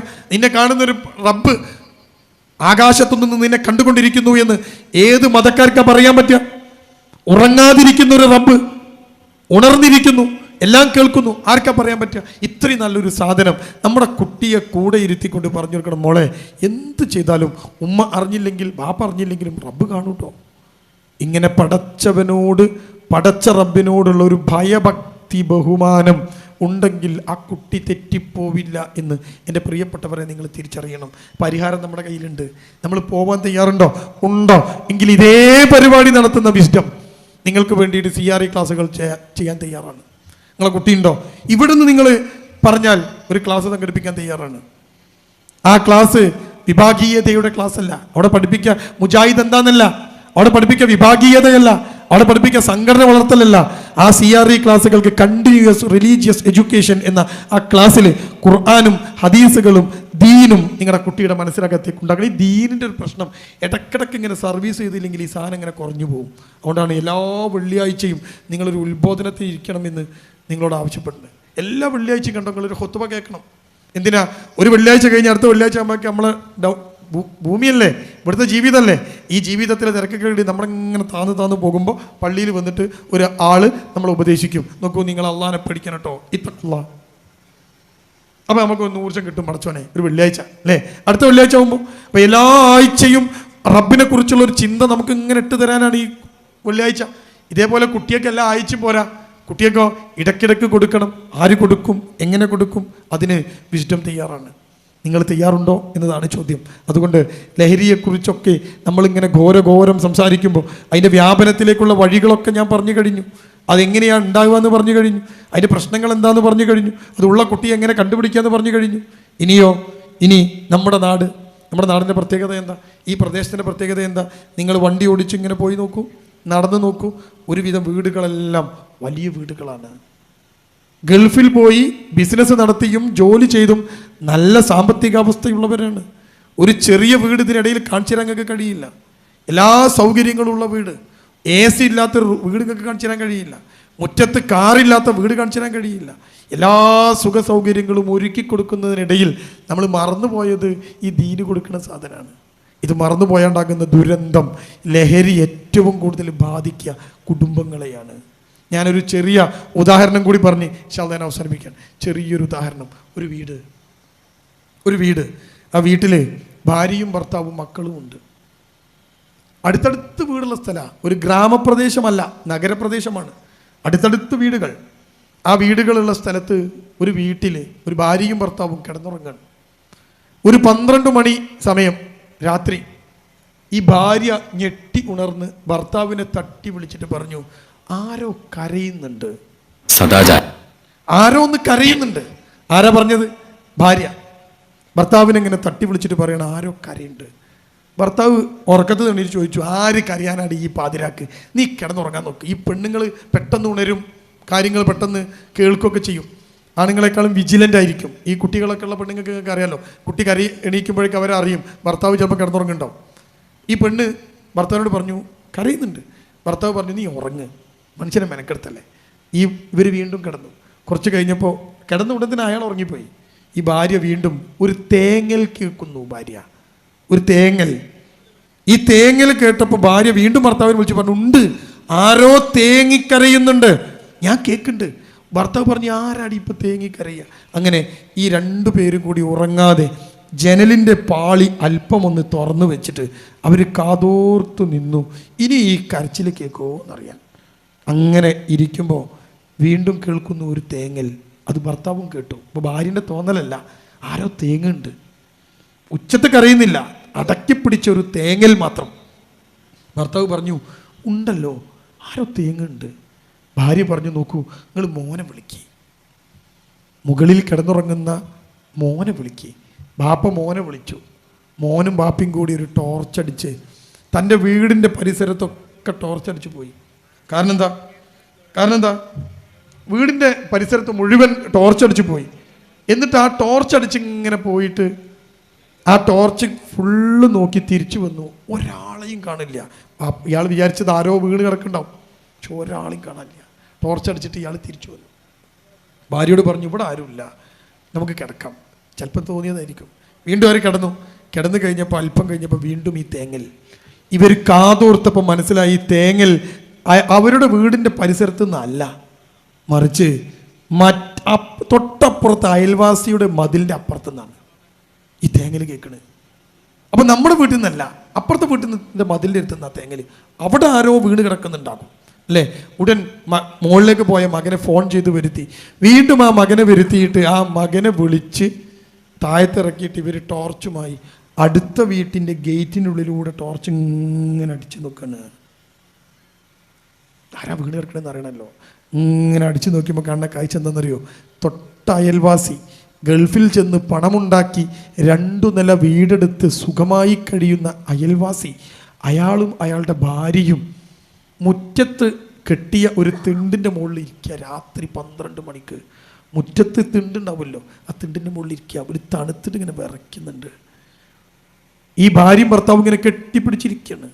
രാത്രി 12-12:30 മണിക്ക് വീടിൻ്റെ പുറത്ത് സ്വന്തമായി അധ്വാനിച്ചുണ്ടാക്കിയ, ഗൾഫിൽ പോയി ചോര നീരാക്കി ഉണ്ടാക്കിയ ഈ വീടിൻ്റെ പുറത്ത് ഇവരിയ്ക്കുകയാണ്, ഭാര്യയും ഭർത്താവും. ഈ ടോർച്ച് അടിച്ച് നോക്കിയപ്പോൾ അയൽവാസി കാണുന്നത് ഈ 2 ആൾക്കാരും പുറത്തിരിക്കുന്നതാണ്. ഇവർ ഗേറ്റ് തുറന്ന് അകത്തേക്ക് കയറി ചെന്നിട്ട് ചോദിച്ചു, നിങ്ങൾ എന്താ അവിടെ ഇരിക്കുന്നത്? ഉടൻ ആ ഭർത്താവ് പറഞ്ഞു, ഒച്ചണ്ടാക്കല്ലേ, ആരെ അറിയിക്കരുത്. അയാൾ ചോദിച്ചു, നിങ്ങൾ എന്തിനാ പുറത്ത് നിൽക്കുന്നത്? എന്തിനാ നിങ്ങൾ കരയണത്? ഈ പെണ്ണിങ്ങനെ തേങ്ങി കരയെ, പെണ്ണിന് കരച്ചിൽ പിടിച്ചേക്കാൻ കഴിയില്ല. ഉടൻ ഇയാൾ പതിഞ്ഞ സ്വരത്തിൽ അയൽവാസിയോട് പറയുകയാണ്, നോക്കൂ, കുറച്ച് കാലമായിട്ട് എൻ്റെ മകൻ ലഹരിക്കടിമയാണ്. കുറച്ച് കാലമായി, ഞങ്ങൾ ആരോടും പറഞ്ഞിട്ടില്ല. ഇപ്പം എന്താ പറ്റി? അയാൾ ചൂണ്ടിക്കാണിച്ചു കൊടുക്കുക, എൻ്റെ മോന് എന്തോ വലിച്ചു കയറ്റി വന്നിട്ടുണ്ട്. എന്നിട്ട് ഉമ്മയുമായിട്ട് അവൻ പ്രശ്നമായി. അടുക്കളയിൽ ചെന്ന് അവൻ കത്തിയെടുത്തു. ഉമ്മാൻ്റെ നേരെ പിടിച്ചിട്ട് പറഞ്ഞു, പോരൻ്റെ പുറത്തേക്ക് ഇറങ്ങിക്കോ, അല്ലെങ്കിൽ ഞാൻ വെട്ടും. അകത്ത് കിടക്കുന്ന മയക്കുമരുന്ന് അവനെ മനുഷ്യനല്ലാതാക്കിയിരിക്കുന്നു. വെട്ടും ഞാൻ, പുറത്തേക്ക് ഇറങ്ങ്. ആരോടാ പറയണെന്നറിയോ? വീട് സ്വന്തമായിട്ടുണ്ടാക്കി ആധാരത്തിൽ വാപ്പാൻ്റെ പേരാണ്, നിന്റെ വീടാണ്, ആധാരം എൻ്റെ പേരിലാണ്, ഞാനാണ് അധ്വാനിച്ചത്, ഞാനാ കഷ്ടപ്പെട്ടത്, ഈ വീടിൻ്റെതാ. പറഞ്ഞിട്ട് കാര്യമുണ്ടോ? കഞ്ചാവ് അടിച്ച് നിൽക്കുന്ന മനുഷ്യൻ്റെ മുമ്പ് പോയിട്ട് ആധാരം കാണിച്ചൊരു കാര്യമുണ്ടോ? അതോ കീറി വലിച്ചെറിയും. ആ മകൻ പറഞ്ഞു, ഇറങ്ങിക്കോ 2 ആളും, അകത്ത് കയറിയാൽ ഞാൻ വെട്ടും. ഈ ബാപ്പ ഉമ്മാനെ ചേർത്ത് പിടിച്ചിട്ട് പറഞ്ഞു, വാടി നമുക്ക് ഇറങ്ങാം. അവൻ വെട്ടും.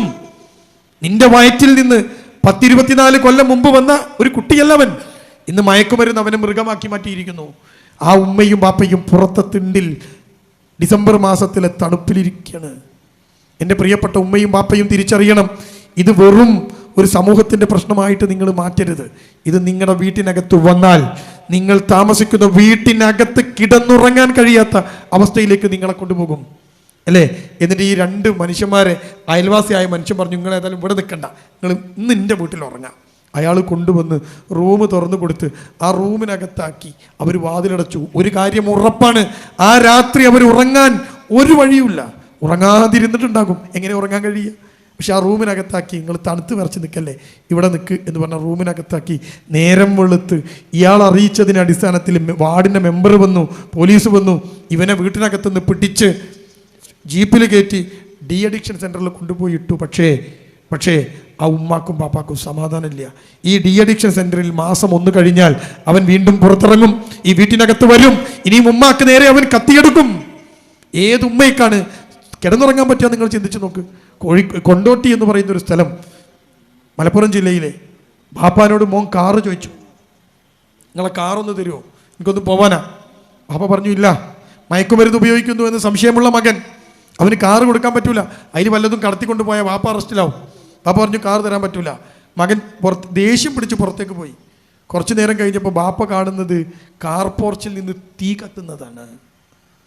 നിങ്ങൾക്കിത് പത്രത്തിൽ വായിച്ച വാർത്ത ഞാൻ പറയണത്. കാർ പോർച്ചിൽ തീ കത്താണ്. കൊണ്ടോട്ടിക്കടുത്തുള്ള സ്ഥലം, നീറ്റാണിമൽ എന്ന് പറയുന്ന സ്ഥലം. ഈ ചെക്കൻ എന്താ ചെയ്തത്? വാപ്പ കാറ് കൊടുത്തില്ല, അകത്ത് ലഹരിയാണ്, നുരഞ്ഞു പൊങ്ങുന്ന ഈ ലഹരി. ആ ലഹരിയുള്ള ചെക്കൻ നേരെ പോയി ഈ നീറ്റാണിമൽ എന്ന് പറയുന്ന ഒരു സ്ഥലമാണ് കൊണ്ടോട്ടിക്കടുത്ത്. ആ സ്ഥലത്തിൻ്റെ തൊട്ടപ്പുറത്ത് പെട്രോൾ പമ്പ് ഉണ്ട്. പെട്രോൾ പമ്പിൽ നിന്ന് 1 ലിറ്റർ പെട്രോൾ വാങ്ങി ഒരു കുപ്പിയിൽ. അത് കൊണ്ടുവന്ന് ബാപ്പാൻ്റെ കാറിൻ്റെ മുകളിൽ പെട്രോൾ ഒഴിച്ചിട്ട് തീയാണ്ട് കൊടുത്തു. ആ വീടിൻ്റെ ഒരു ഭാഗം ഉൾപ്പെടെ കത്തിപ്പോയി. ഷെഡിൻ്റെ അകത്തുനിന്ന് കാറ് കത്തി, അങ്ങക്ക് അറിയാലോ, വീടിൻ്റെ ജനൽവാതിൽ കത്തും, അതിനുള്ളിൽ കൂടെ തീ അകത്തേക്ക് കിടക്കും. അപ്പോഴേക്ക് ഫയർഫോഴ്സ് വന്നു, തീ അടച്ചപ്പോഴേക്ക് കാറ് കത്തി തീർന്നു. വീടിൻ്റെ ജനവാതിൽ ഉരുകി, വീടിൻ്റെ അകത്തിന് കേടുപറ്റി. ബാപ്പയും ഉമ്മയും ഇങ്ങനെ അന്തം വിട്ട് നിൽക്കുകയാണ്.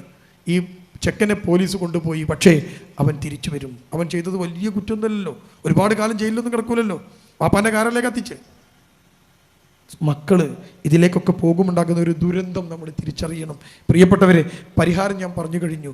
ഒരു ദീനീ ബോധമുള്ള ഒരു കുട്ടിയായി നിങ്ങളെ മകനെ വളർത്തിയില്ല എങ്കിൽ ഈ മാഹിയുടെ പണ്ട് കാലത്തെ ലഹരി നുരഞ്ഞു പൊങ്ങുന്ന മാഹിയുടെ പരിസര പ്രദേശത്ത് കുട്ടികളായി ജീവിക്കുന്ന നിങ്ങളുടെ കുട്ടികളുടെ ഭാവി അവതാളത്തിൽ തന്നെയാണ്. നാളെ മരിച്ചു മയ്യത്തായി കിടക്കുമ്പോൾ നമ്മുടെ മുന്നിൽ വന്ന് നിന്ന് കണ്ണീരോടുകൂടി മയ്യത്ത് നിസ്കരിക്കാനുള്ള കരുത്തുള്ള മക്കൾ നിങ്ങൾക്കുണ്ടാവണം എന്ന് നിങ്ങൾ ഉറപ്പുവരുത്തണം. ലഹരിയിലേക്കും വൃത്തികേടുകളിലേക്കും പ്രേമത്തിലേക്കും അവീത ബന്ധത്തിലേക്കുമൊന്നും പോവാതെ റബ്ബ് നിങ്ങളെ കാണുന്നു എന്ന ബോധമുള്ള മക്കളായി നിങ്ങളുടെ മക്കളെ മാറ്റാനുള്ള ശ്രമമുണ്ടാകുമ്പോഴാണ് ലഹരി എന്ന വലിയ വിപത്തിൽ നിന്ന് രക്ഷപ്പെടുക എന്ന് എൻ്റെ പ്രിയപ്പെട്ടവരെ നിങ്ങൾ അറിയണം. അതുകൊണ്ട് ഈ വിപത്തിനെതിരെയുള്ള പോരാട്ടത്തിൽ നമ്മളിപ്പോൾ ലഹരിക്കെതിരെയുള്ള ഈ പോരാട്ടത്തിലാണ്. ഈ പോരാട്ടത്തിൽ നിങ്ങൾ തിരിച്ചറിയേണ്ട ഒരു കാര്യം കൂടി സൂചിപ്പിച്ച് ഞാൻ നിർത്താൻ. എന്താ? ലഹരിക്കെതിരെ 2 തരത്തിൽ നിങ്ങൾക്ക് പണിയെടുക്കാം. 1 ചെറിയ പണി, 2 വലിയ പണി. നിങ്ങൾ ഏത് പണിയെടുക്കാനാ തയ്യാറ്? ലഹരിക്കെതിരെ പോരാടാൻ വലിയ പണികളുണ്ട്, ചെറിയ പണികളുണ്ട്. നിങ്ങൾക്ക് എന്താ പറ്റുക? ചെറിയ പണികൾ ഞാൻ പറയാം, ഞാൻ എണ്ണാം. ജാഗ്രതാ സമിതികൾ ഉണ്ടാക്കൽ ചെറിയ പണിയാണ്. ഉണ്ടോ? ലഹരിക്കെതിരെ ബോധവൽക്കരണ ക്ലാസ്സുകൾ, ഇതുപോലത്തെ ക്ലാസ്സുകൾ ചെറിയ പണിയാണ്. ലഹരിക്കെതിരെ ബോർഡ് വെക്കൽ ചെറിയ പണിയാണ്. ഈ പരിസര പ്രദേശത്ത് കറങ്ങി നടക്കുന്ന അപരിചിതരായ ആളുകളെ നിരീക്ഷിക്കൽ ചെറിയ പണിയാണ്. ഇവിടുത്തെ കടകളിലും പ്രദേശത്തും ലഹരി വ്യാപിക്കുന്നുണ്ടോ എന്ന് നിങ്ങളിങ്ങനെ നിരീക്ഷണം നടത്തൽ ചെറിയ പണിയാണ്. ഇതെല്ലാം ചെറിയ പണികളാണ്. ഇവിടുത്തെ മുസ്ലിം ലീഗിന്, ഇവിടുത്തെ വിസ്റ്റത്തിന്, ഇവിടുത്തെ രാഷ്ട്രീയക്കാർക്ക്, ഇവിടെ എല്ലാവർക്കും ചെയ്യാൻ പറ്റിയ ചെറിയ പണിയാണ്. ഞാൻ ലഹരിക്കെതിരെയുള്ള വലിയൊരു പണി പറഞ്ഞു തരട്ടെ. അതാ നിങ്ങൾ ചെയ്യേണ്ടത്. അതെന്താണെന്നറിയോ? ആ വലിയ പണി, എൻ്റെ വീട്ടിൽ ജീവിക്കുന്ന എൻ്റെ മക്കൾക്ക് ഈ ലഹരി വരില്ല എന്ന് ഉറപ്പ് വരുത്തലാണ് ഏറ്റവും വലിയ പണി. ആ പണി എല്ലാവരും എടുത്താൽ പിന്നെ ഇവിടെ ലഹരി ഇല്ലല്ലോ. എൻ്റെ മക്കൾ ഈ ലഹരിയിലേക്ക് വരില്ല, ഞാൻ സമ്മതിക്കില്ല. അതിനെന്താ വേണ്ടത്? ഞാൻ പറഞ്ഞു, കൃത്യമായ ഒരു മതബോധം, ഒരു സാൻമാർഗികത, മൊറാലിറ്റി നിങ്ങളുടെ കുട്ടികൾക്ക് കൊടുക്കലാണ്. ലഹരിക്കെതിരെയുള്ള വലിയ പോരാട്ടത്തിലേക്ക് നിങ്ങളെ ക്ഷണിച്ചുകൊണ്ട് നമ്മുടെ മക്കൾക്ക് ദീനീ വിദ്യാഭ്യാസം കൊടുക്കുന്നിടത്ത്, നമ്മുടെ മക്കളെ ഇതുപോലെയുള്ള പരിപാടിയുടെ മുന്നിൽ നിർത്തുന്നിടത്ത് നിങ്ങൾ വിജയിക്കുമ്പോഴാണ് ലഹരിക്കെതിരെയുള്ള പോരാട്ടത്തിൽ നിങ്ങൾ വിജയിക്കുക എന്ന് ഓർമ്മപ്പെടുത്തിക്കൊണ്ട് എന്നെ ക്ഷണിച്ച ഈ കമ്മിറ്റിക്കും എന്നെ കേട്ട പ്രിയമുള്ള ഈ നാട്ടുകാർക്കും നന്ദിയും കടപ്പാടും അറിയിച്ചുകൊണ്ട് ഞാൻ അവസാനിപ്പിക്കുന്നു. റബ്ബ് ഈ പരിപാടി സംഘടിപ്പിച്ച ആളുകൾക്ക് സ്വർഗം നൽകി അനുഗ്രഹിക്കുമാറാവട്ടെ. ഇതിന് പിറകിൽ പ്രവർത്തിച്ചവരും ഇത് കേട്ടവരും ഇതിൽ പ്രസംഗിച്ചവർക്കുമൊക്കെ റബ്ബ് സുബ്ഹാനഹു വ തആല നാളെ പരലോകത്ത് ജന്നാത്തുൽ ഫിർദൗസിൽ ഇടം നൽകി അനുഗ്രഹിക്കുമാറാവട്ടെ.